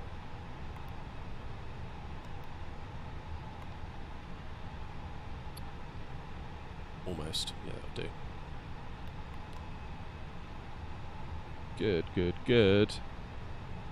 Pixel, I got on a flight Belfast to Bristol yesterday, instantly loaded in and it crashed. No way. Fire testing. Good idea.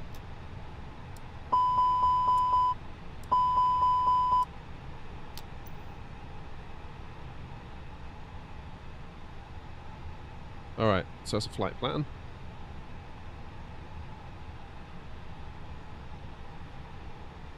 Let's get the passengers seated. And we're going to think about pushback shortly. Just checking for any lights. There are none, that's good. Local pressure's set. Turn off the landing system because we're not landing, but we need the flight directors. Right, can we use our pushback system, I wonder?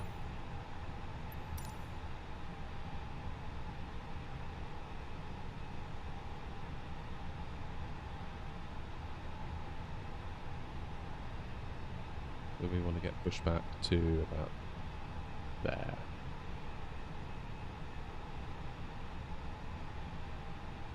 Magic. There we go. Runway 28 today, Harry.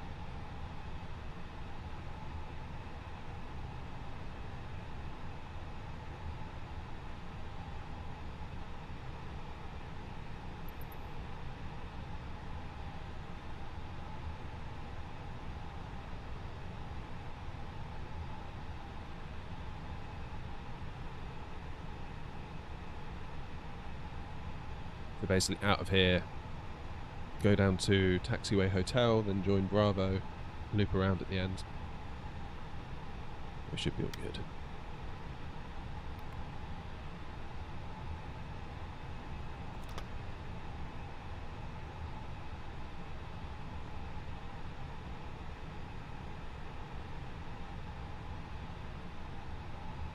Thank you, Harry.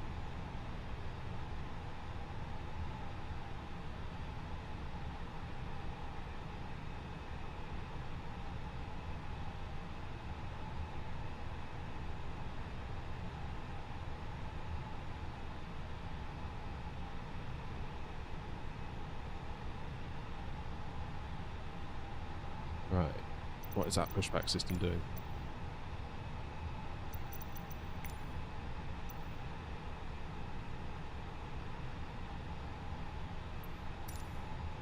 There we go.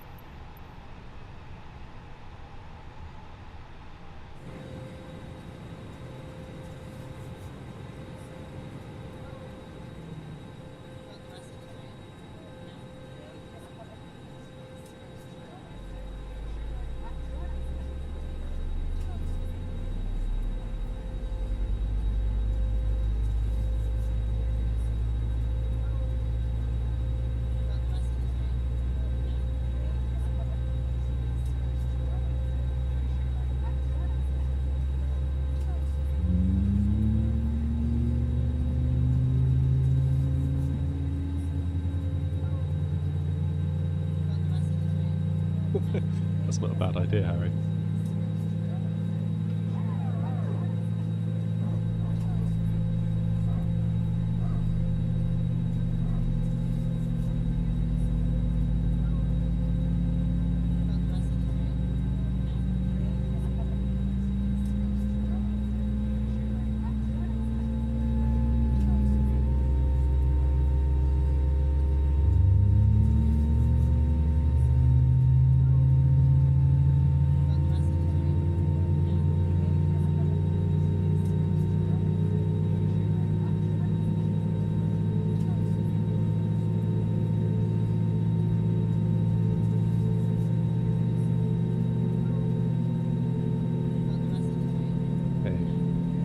On.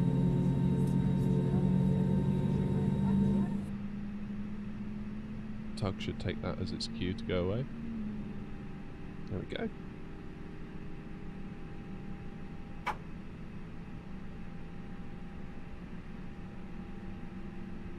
flight attendants, please prepare for takeoff.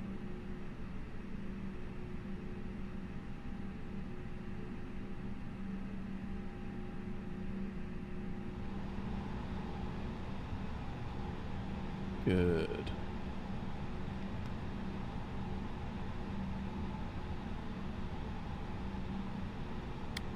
Okay, engine selector switch back to normal. Auto brake set to max. Flaps are already at 1, arm the brakes. Cabin ready. APU bleed off and master off because we're now running under our own steam.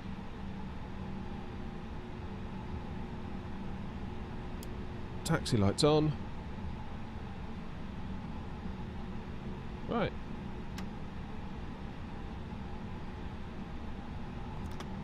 Brakes off.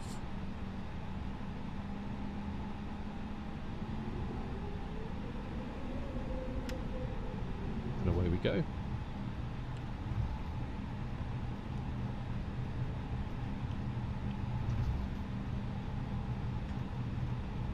They did a great job at this airport. I'm really impressed with it. Really impressed.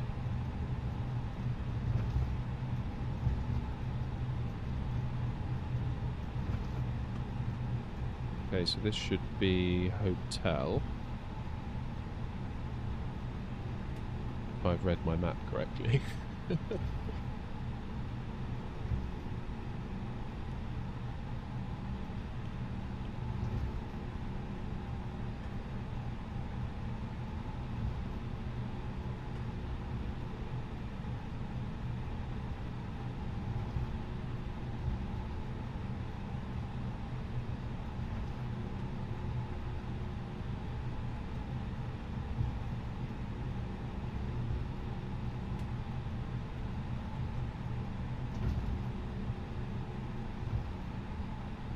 What's down there? That is the runway. So we need to keep going one more, then we transition onto Bravo as we move to the left. Oh look, there's the main airport as well.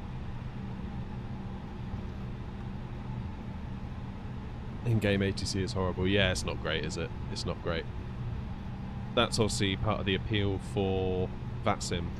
But then, like I say, you're then in a position where am I talking to VATSIM more than I'm talking to you, and it's kind of you that I want to be here to talk to? I don't know. It's one of those things where I'm just going to have to get good at it and then give it a try. See how it works for the stream. But be prepared to conclude that maybe it doesn't.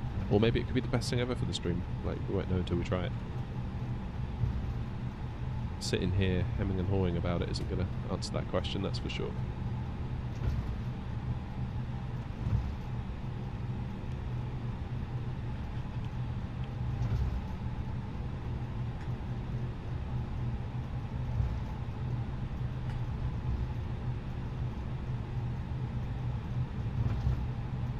Right, if I've got this right, this will be runway 28. I really hope it is. Otherwise I look so stupid.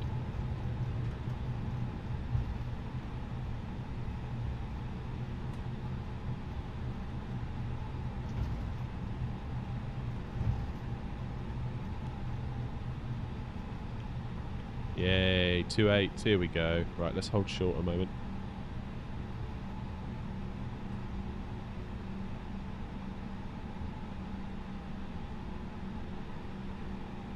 Lights.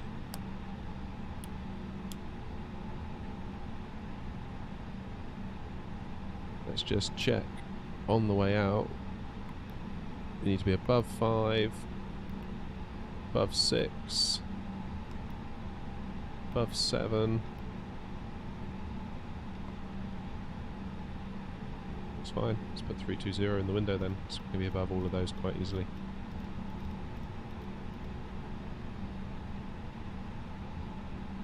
Wonderful. Let's head on out, shall we?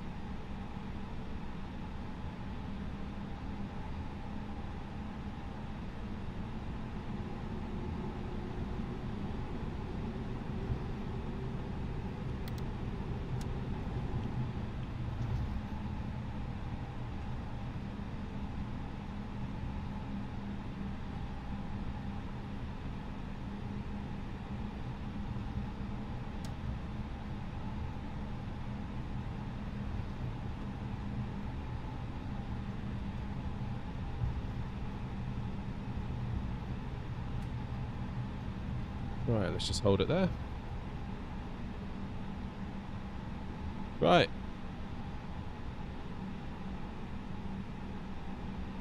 Leave for takeoff. Thank you, Harry. Let's go.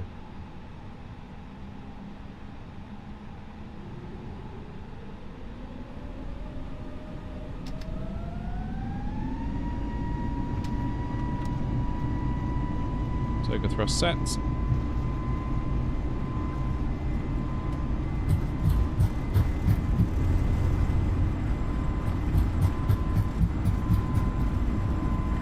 Do not go across the runway now. Rotate.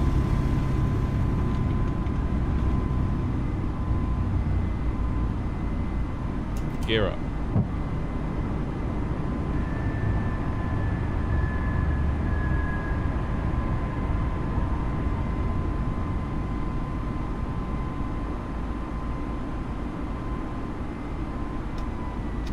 Levers back into climb.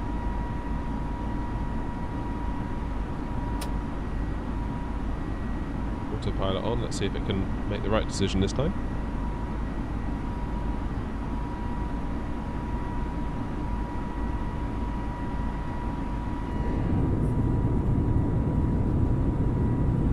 Yes, good.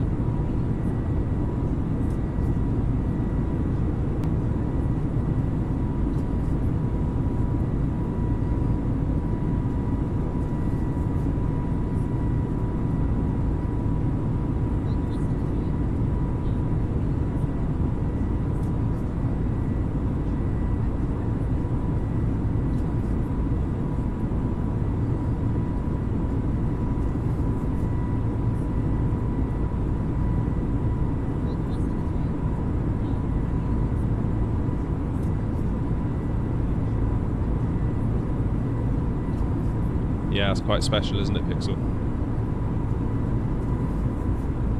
That is up there, I would say, with Innsbruck. Although I'd say it's probably better.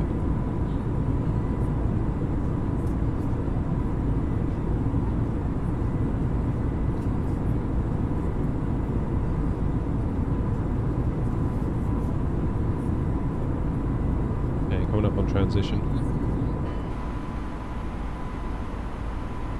There we go.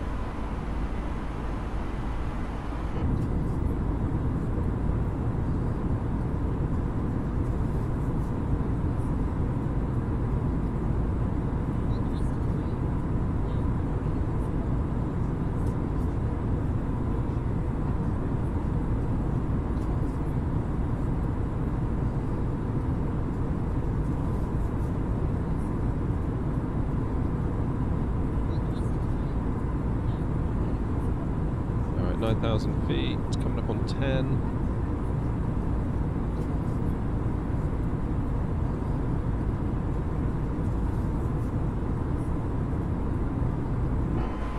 Let's get our lights off. Not really sure why I had runway turn-offs on, it's probably not necessary for today.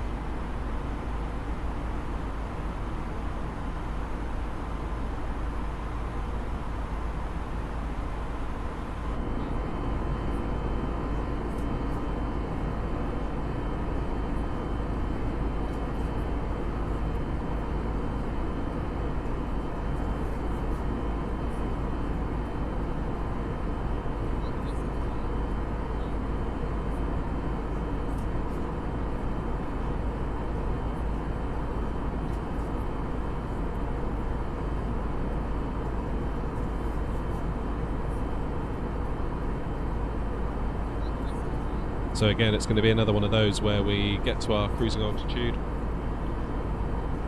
and it won't be long and we'll be straight back down.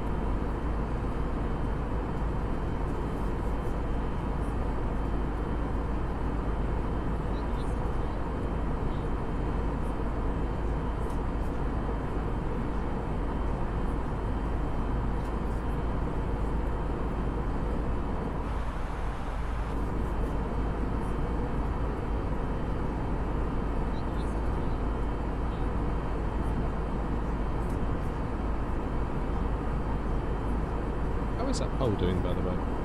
9 votes, 78% in favour of not using passive. Well, It's more than I thought it would be. It really is. I thought everyone would be like, yeah, that's sim, realism, but maybe not.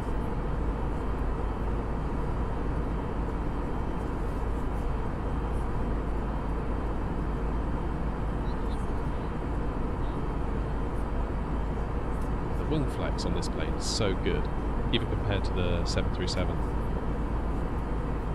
737's almost like do you ever do that thing where you put a ruler on the edge of the table and then flick it? So it goes it's kind of like that.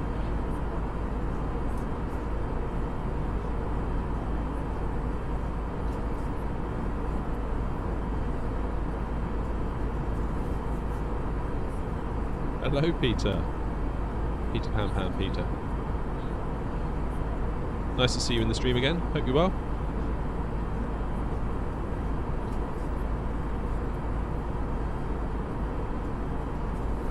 How do I work my way around AirAct cycles? The honest answer is I don't. I just use SimBrief.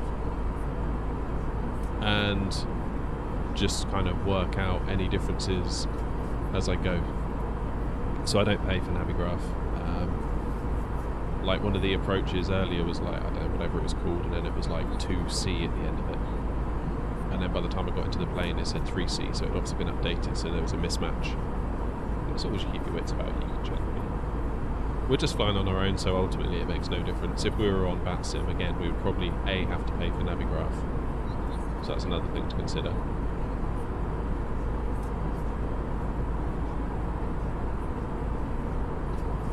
Because obviously if you start flying out-of-date routes, that's going to cause a massive problem on the network, so you need to be making sure that you aren't doing that.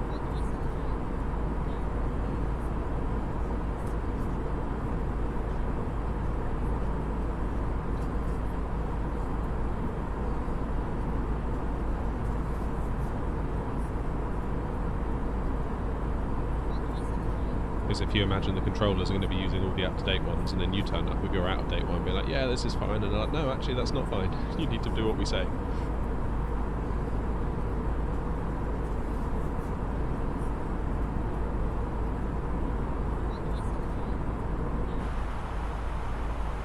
Everything looks good up here. So we're flying a bit lower on the way back, 320 instead of 370 flight level. So where are we? So here's us. We've already passed the waypoint where it wants us to be at cruise.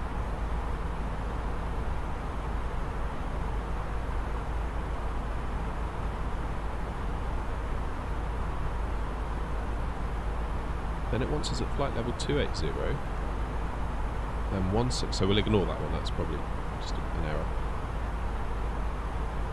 280, 160, 120, 9,000, ignore that, 5,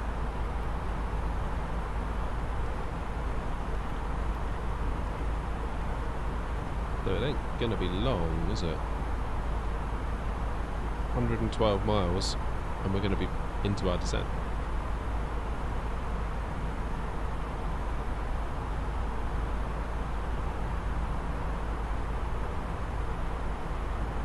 You won't crash, Pixel. You're a professional, right?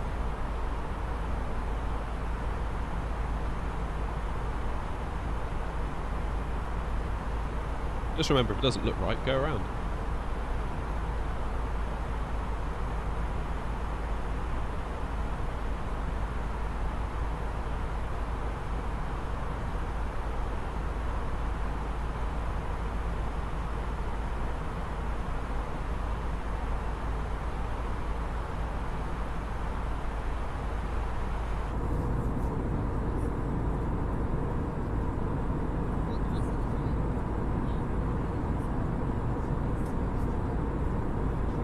Oh, the sim crashing, yeah, of course. I didn't consider for one moment that you'd be crashing, of course.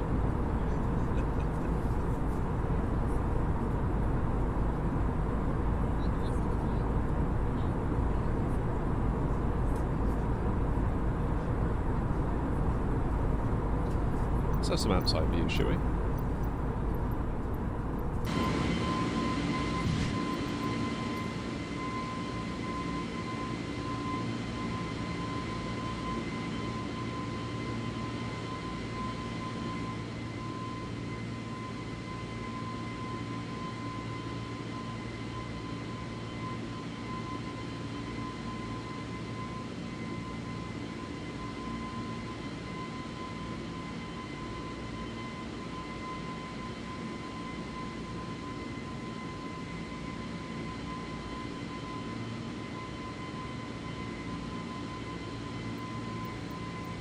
we have any smart cam targets?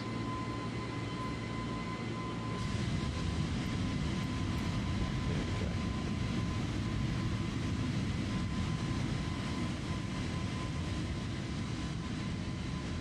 How's the volume? Is that volume okay? I'm always aware that the outside views can be really piercing on the ears.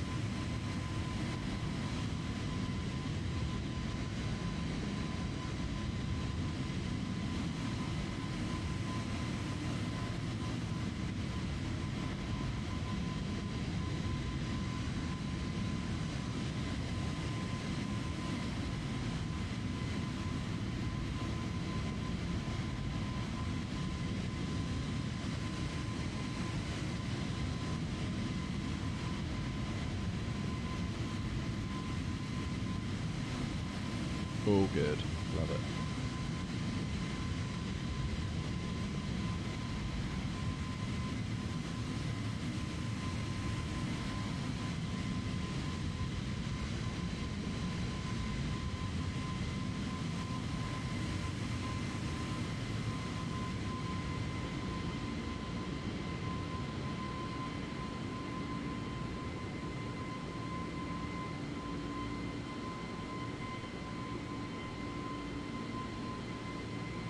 That crystal clear mic. This mic was cheap as dirt. It's really weird. I always find it so strange. You look at a lot of sort of, especially within the streamer gamer scene, they're always talking about different microphones, and they're always quite a lot of money. Usually they've got some sort of lights on them that makes people love them. I've yet to see one that sounds better than the one I have.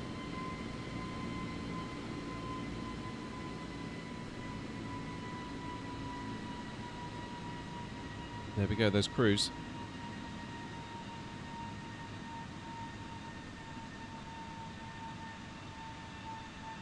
Right, I need to go and turn my air system on because I am cooking in here. I'll be back in a minute.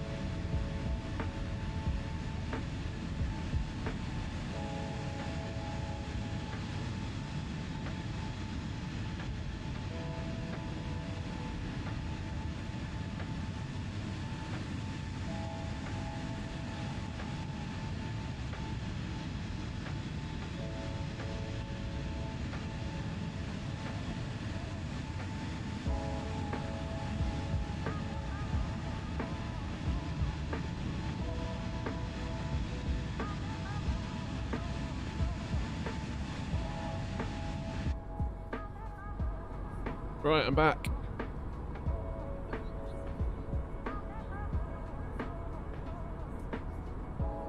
No, we're not going off course. I think perhaps the map has not updated itself. I think the map is different. We're basically cutting a corner.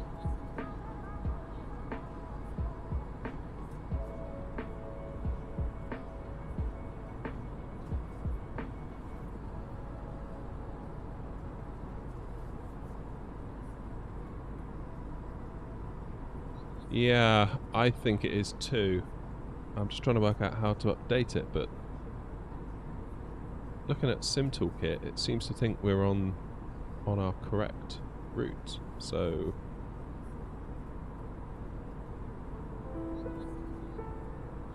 yeah.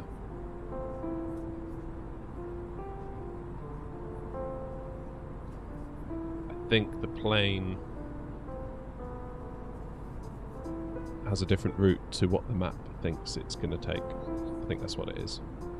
As far as the plane is concerned, we are absolutely on course. Possibly, going back to what we were saying earlier, Pixel, we're using a different arrival. I think we're using like a tinny... Let's have a look. So Simbrief wanted us to use Tinny 9E as our star, whereas the only one the plane had was Tinny 9W. So that probably explains the difference. Right, it's time to enter some destination data.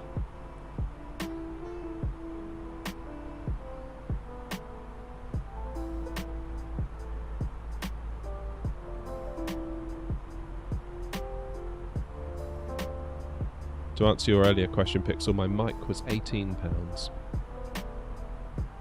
It's one of the best kept secrets in microphones, I'm sure of it. Right, 1029. It's an XLR one though, so you do need an audio interface, which is about another £100. So altogether it's probably about the same price as like a USB mic. 260 and 7. What was it? 6 degrees, 260 and 7. Oh, it's been 200 for radio. There we go.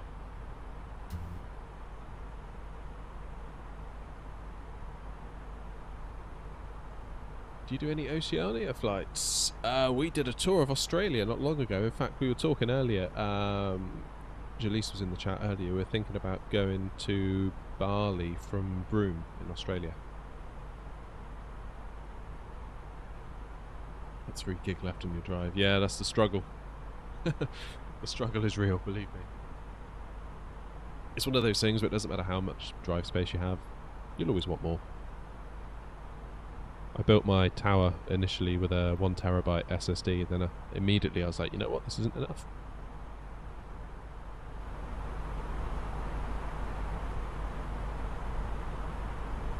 Then we got another one, and then we put in another 500 gig one, and then I bought a spinning disk 3 terabytes, so all in all I think I've got about like 5.5 terabytes of space, and that still isn't enough. In fact, today I got a message saying that my 3 terabyte drive was full, because OBS couldn't record to it.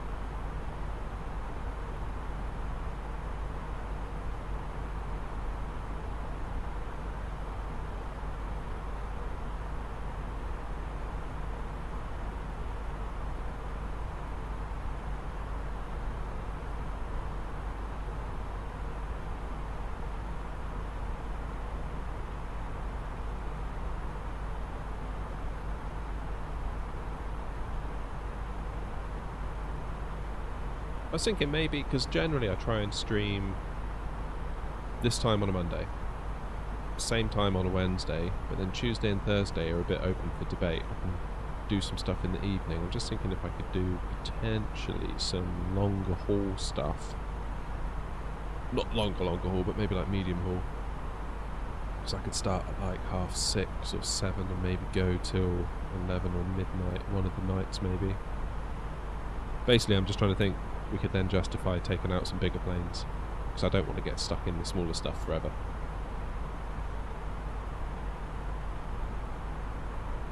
You're going to stream COD for a bit. Oh, I'm jealous. Grass is always greener, right?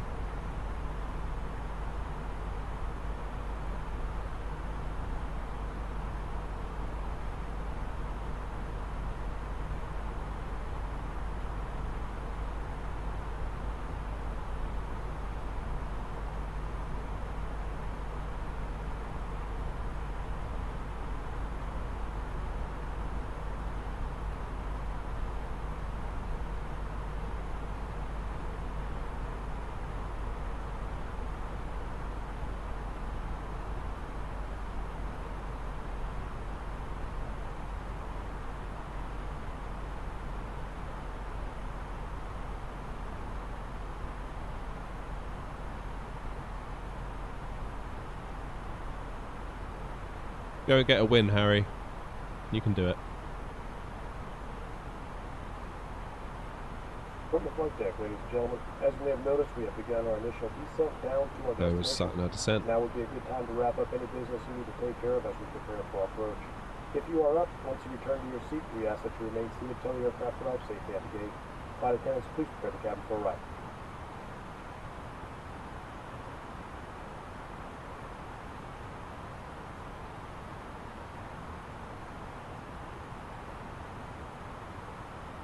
Playing COD on a yoke. Wasn't there someone that played it on like a recorder? Like the little whistle thing that you blow through. He somehow links it up. Like getting headshots with a recorder.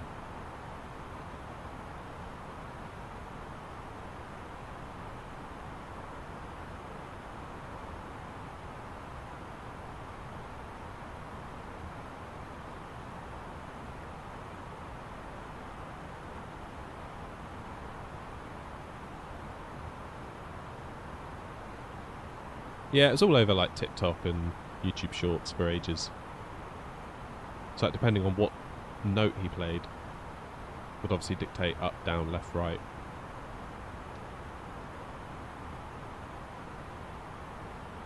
I don't know, it could have all just been a con, really. You never know those sort of things, do you?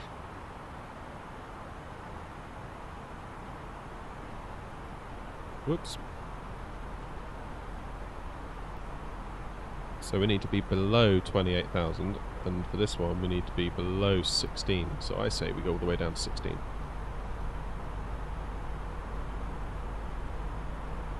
Because I fancy, if we do our calculations, 28,000, 16,000, take 44 miles, which is, I mean, that is enough technically.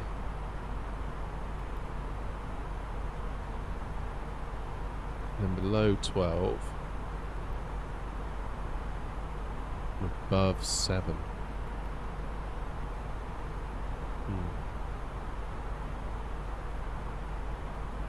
Well, let's get ourselves down to 12.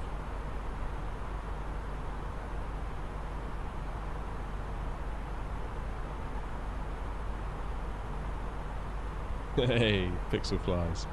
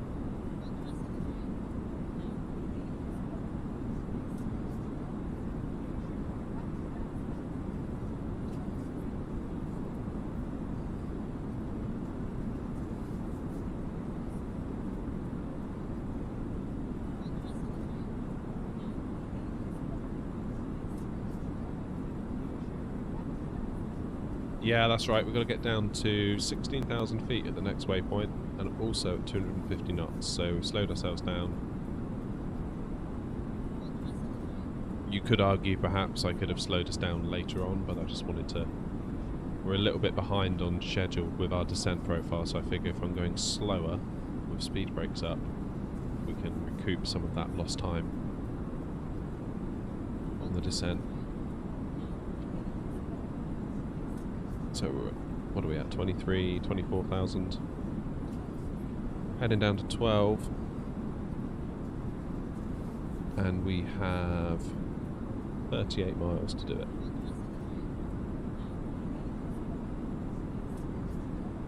No, don't be sorry. It's a good question. Very observant.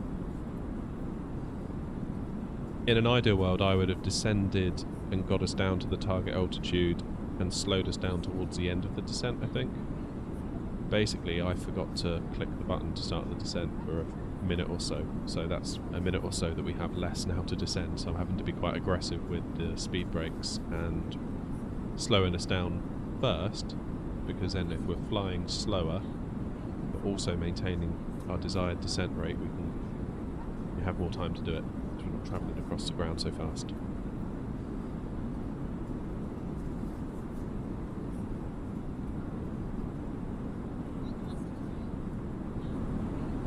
That's the theory, anyway.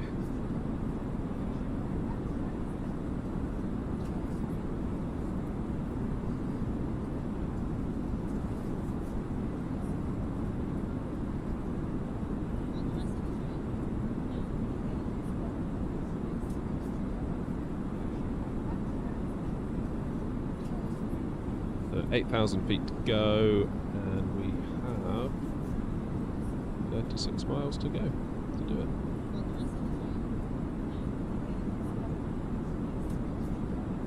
So if I lose the speed brakes now, you can see them folding away into the wing, because we're in a managed descent, the plane should lower our descent rate to ensure that we don't overspeed ourselves.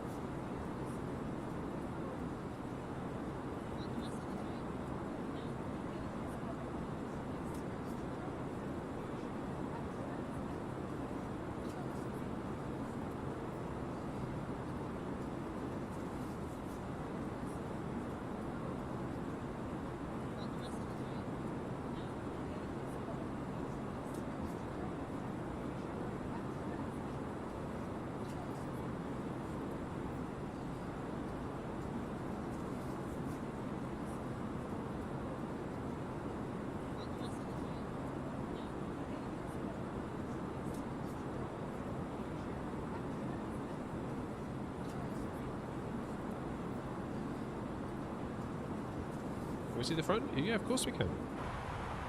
There we go.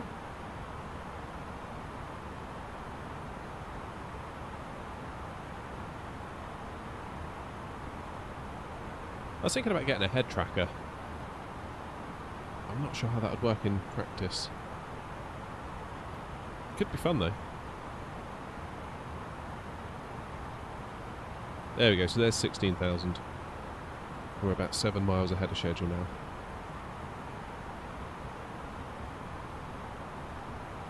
No worries, Pixel. You study away.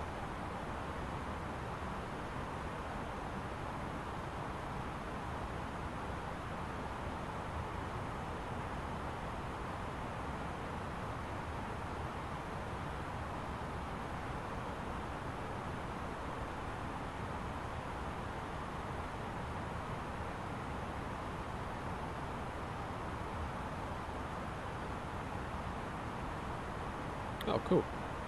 That's great, Pixel.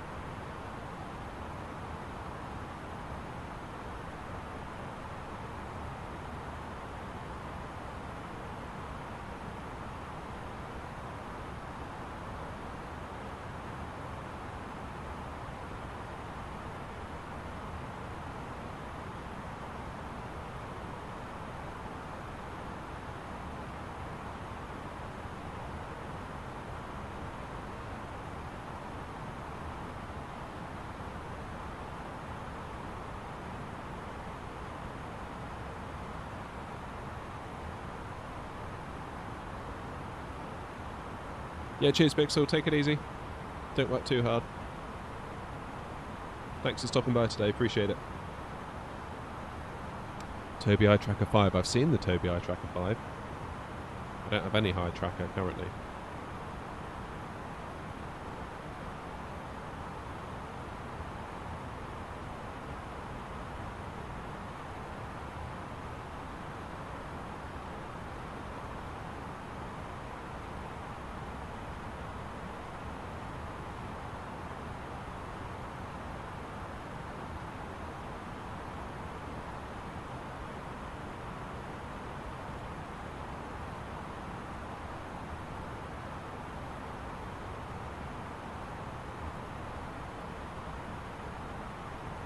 Alright, so there's 12,000. We'll hold it there. Because if we have a quick look at our plan. Flight level 120, 13 miles away. And it wants us beneath 12,000. 12,000 or below. And the next one is kind of splitting the difference. That's why it's come up at 9, because it's a range that can be above 7 or below 11. There's no reason really for us to not go to 7. We might as well start doing that now. Again, if we're on VATSIM, we'd probably be guided by ATC at this point. We might have to play their game a bit, depending on what's going on with traffic. But seeing as we're on our own, we'll just go ahead and do that, and we're still conforming to all the rules that we need to.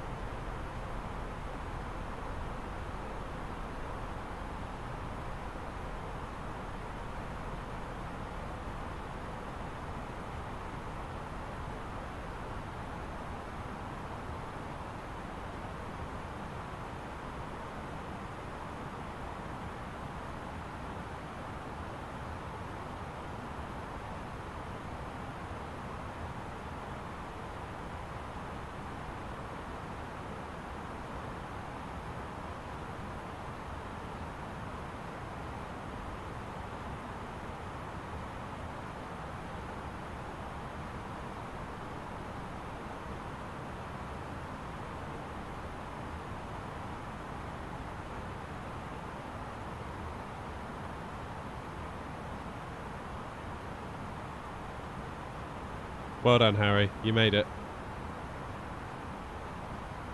I haven't really tried the MZ. Post Season 2.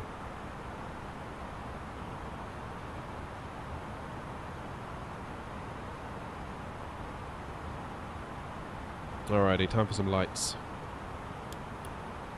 Now, it was quite foggy when we left Paris, so I can see some fog up ahead, so I'm going to do runway turn off. What are you playing on, Harry? Are you playing on console or PC?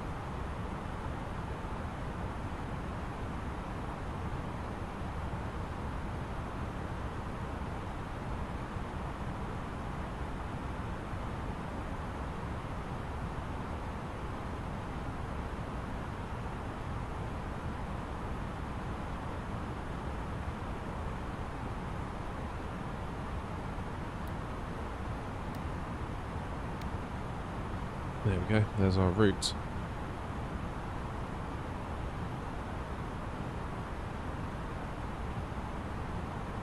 No, currently looking at getting one though. No Discord currently.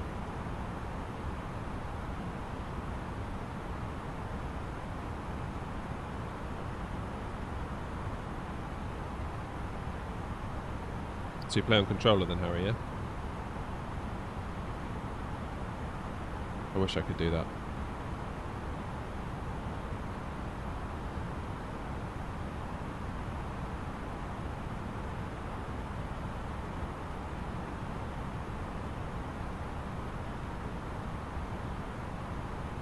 Would be good to talk to people live as you fly. I mean, I guess that's what the YouTube chat is for, isn't it?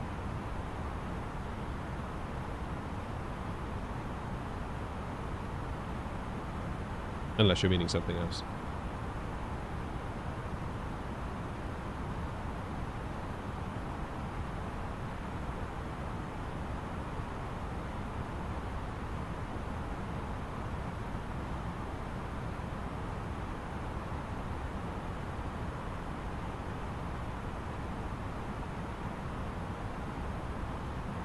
Alright, there's 7,000.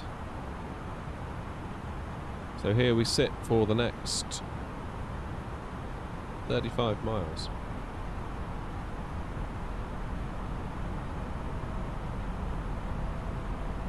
It does seem like quite a long time to keep us this low, but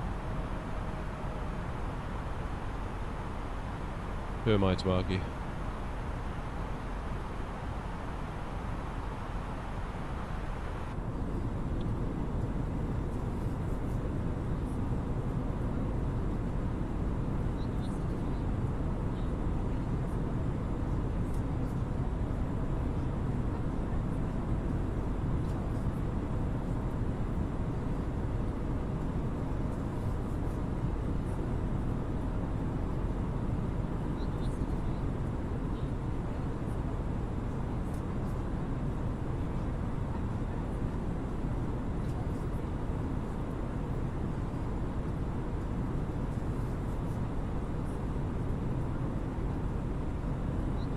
What do printed documents do?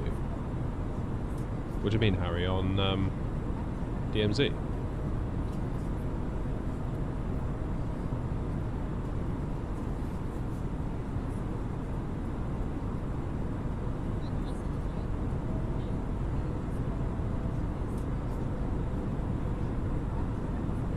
I haven't got a clue, Harry, to be honest with you. I assume they're probably of some value. You could sell them at a buy, or do you have to like exfil with them to then do a bigger mission in the future? I really don't know. I'd have to Google it.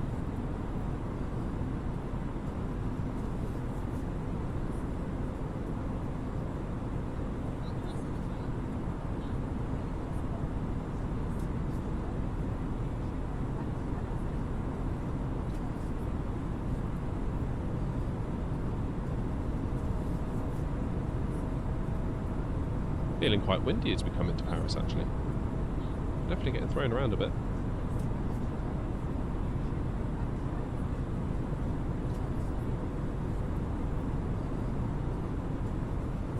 I don't have value and I don't keep it. I don't know.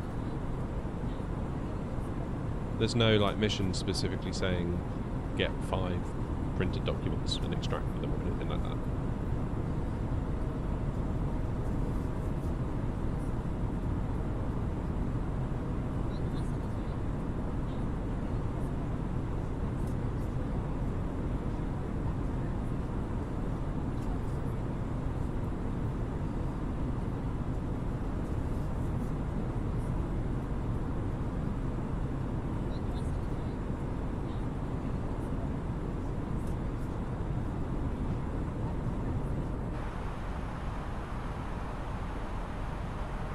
Why has that just done that?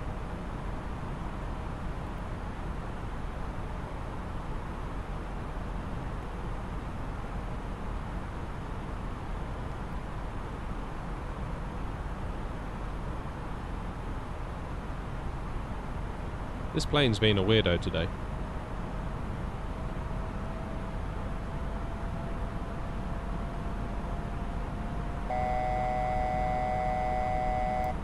Yes, thank you.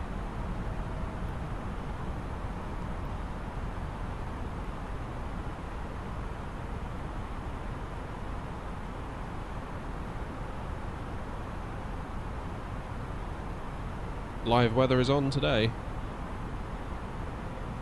Is on indeed.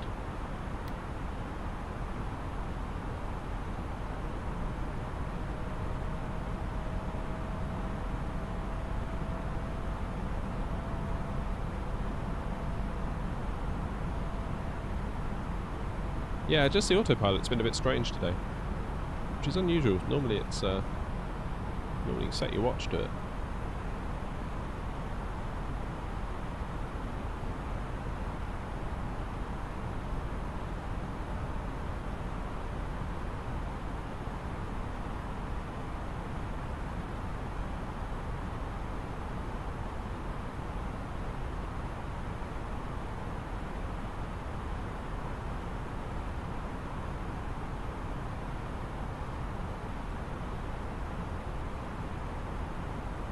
Okay, so we've got decel coming up.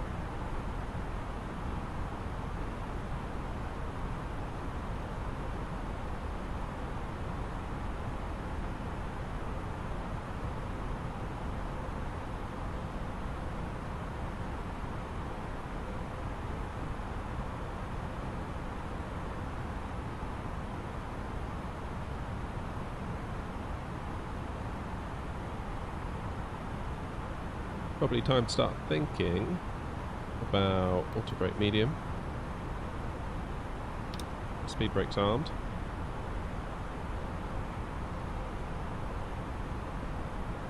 Lights are already on, that's good.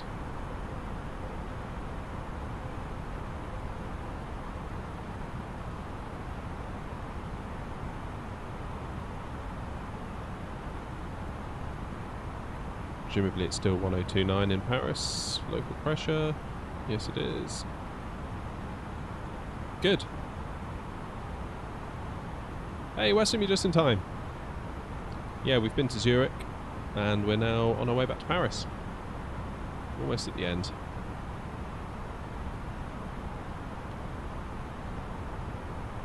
Your timing is perfect. Though I will say the autopilot's been really weird today. Like just a moment ago it cut out, and I had to do a temporary redirect to this waypoint here to get it to come back on. And then coming into Switzerland, Zurich, which I guess is in Switzerland, but whatever. I was expecting it to do a nice left bank to bring us in on final, and it just turned right. So, yeah, it's been on one today. Indy's back.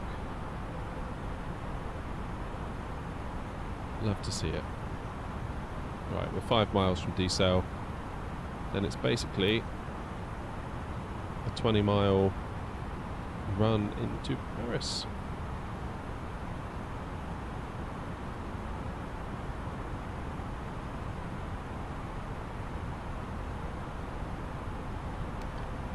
Get our landing system on, ready to go.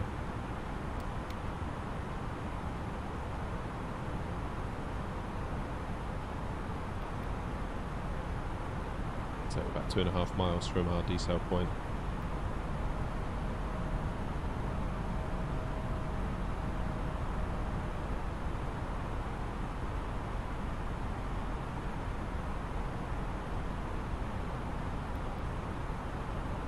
And we'll activate it now, why not?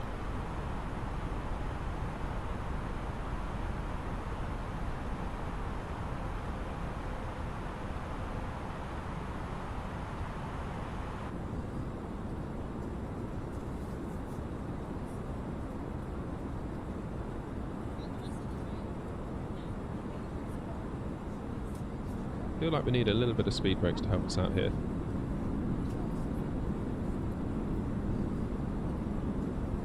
Just to get the ball rolling.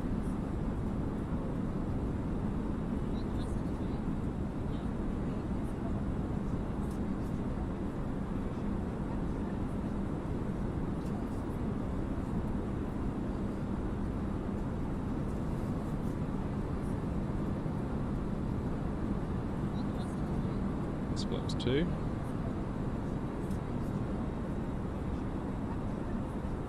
Flaps 3.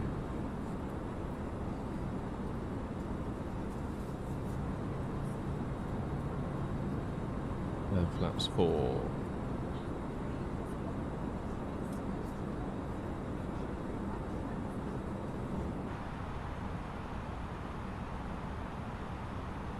See if approach mode is any good, because it wasn't on the way into Zurich.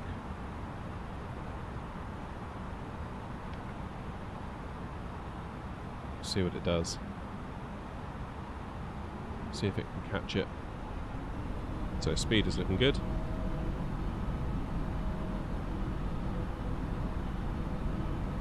It's found the glide slope.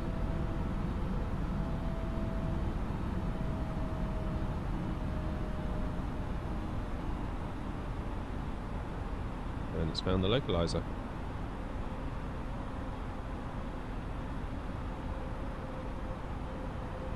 There we go, spot on. So I'll let approach mode take us down beneath those clouds, just because visibility is quite poor at the moment. We'll make use of that. Yes, it is live weather, Indy. It is indeed.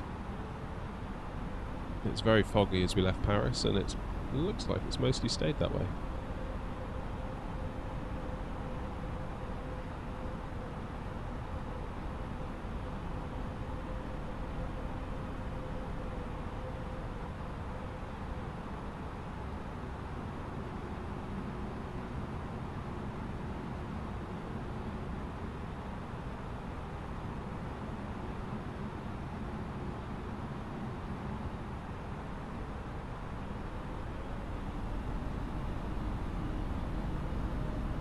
Once we get a visual on the runway, we will get rid of the approach mode and see if we can do it ourselves.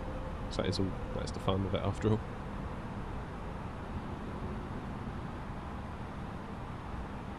I think it's the same in real life. Nice.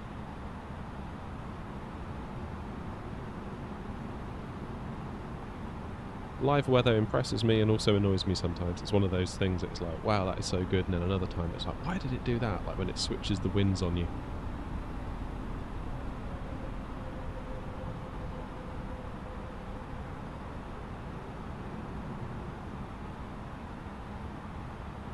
Yeah, there was one morning where it was really foggy in the UK. Like the whole of the UK was basically covered in it.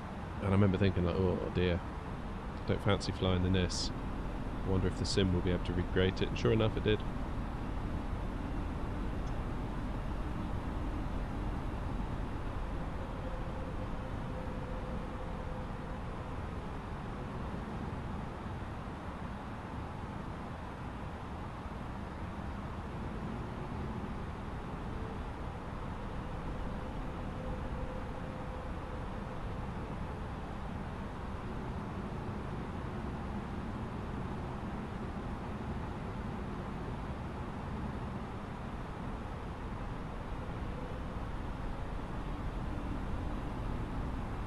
We're about 8 miles out from the runway. Still no visual.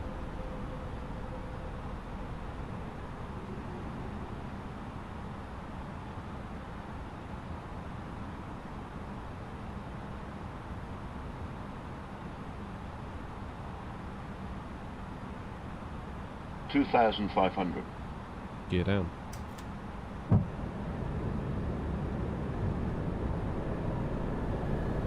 Flight attendants, please prepare for landing.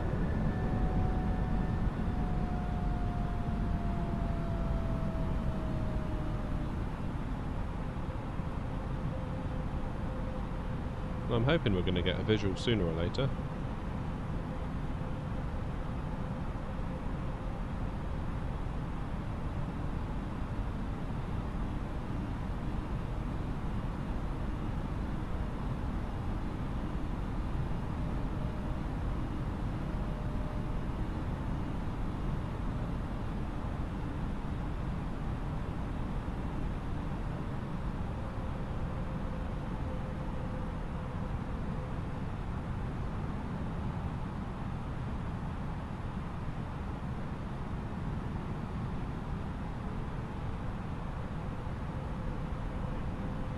Yeah, we're getting quite low. It's going to be an auto land at this rate if we're not careful.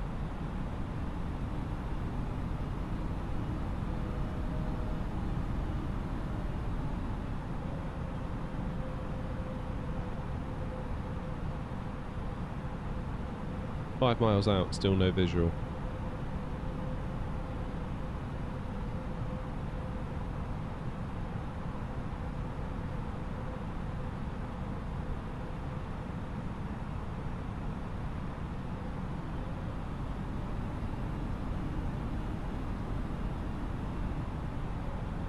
Aha, here we go.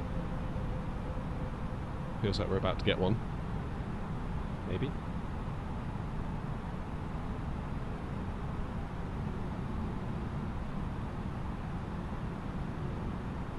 Maybe not.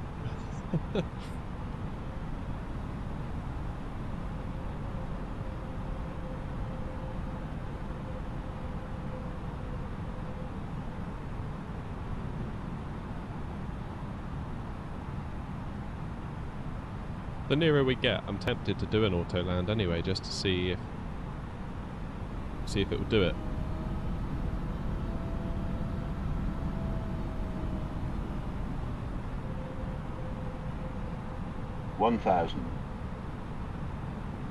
Still no visual. Is that it coming into view there? I think it might be. Yeah, it is. That is poor visibility. Indy, you'd love that, wouldn't you?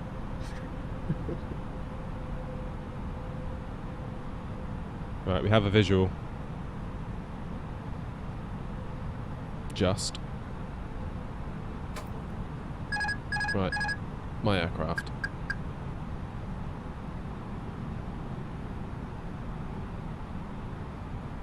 $500.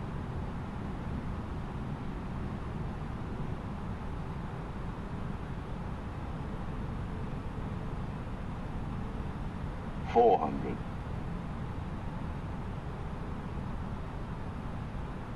$300.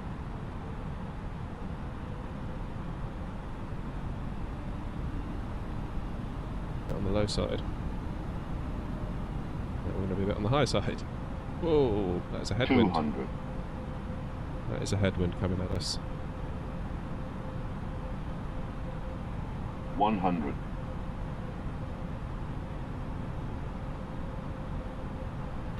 50, 40, 30, 20, 10, 5. Little bit floaty there. I can tell you the problem straight away. I didn't factor in the headwind. I flared like there wasn't going to be a headwind. And of course there was. And the headwind gives you more lift.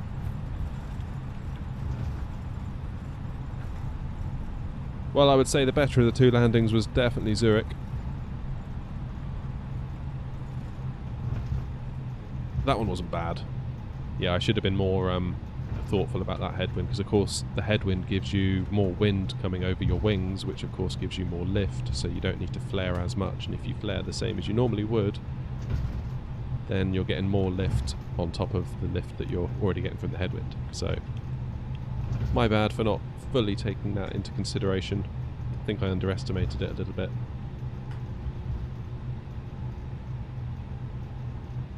But everyone's a learning experience, that's the whole point. I think that's what keeps me coming back anyway. And I think probably it's the same for a lot of others.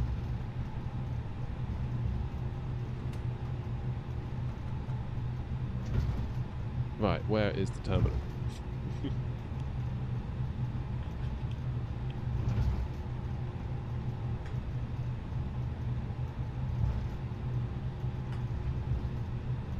Cheers, Ashy. Yeah, that wasn't a bad landing by any means, just like it was a touch on the late side. It would have been nice to have hit those touchdown markers a little bit sooner than we actually did.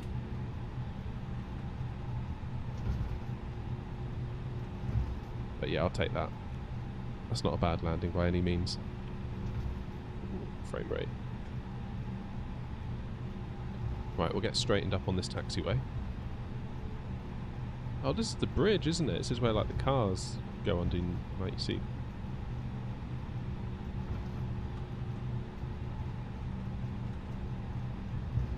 That must be seriously cool if there's like an A380 crossing over here or something.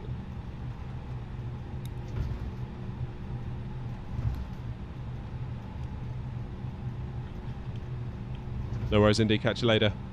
Thank you for coming by.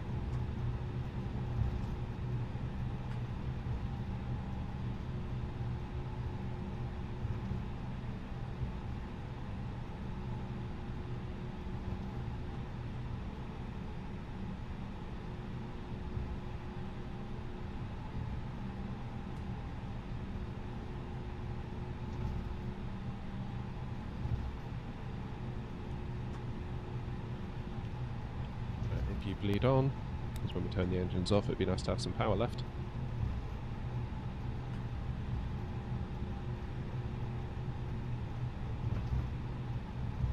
Not sure why the fire engine's out,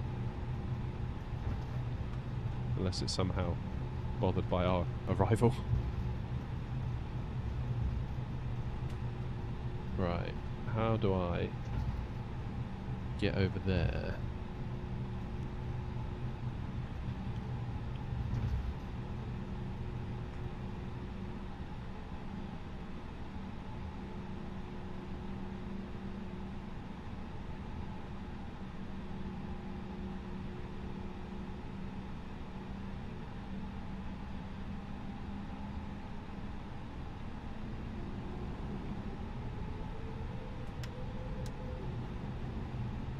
we go.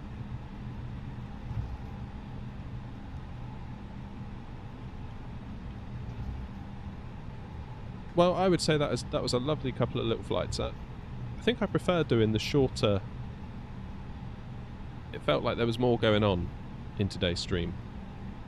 Felt like the potential to get bored was less.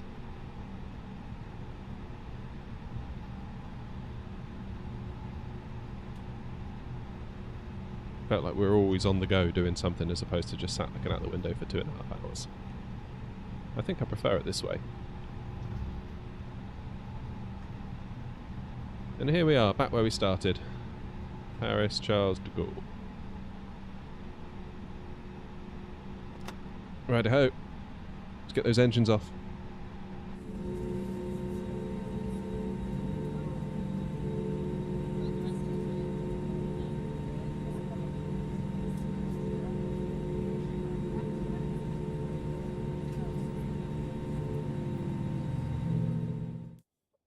Stop it doing that. It really ruins the vibe.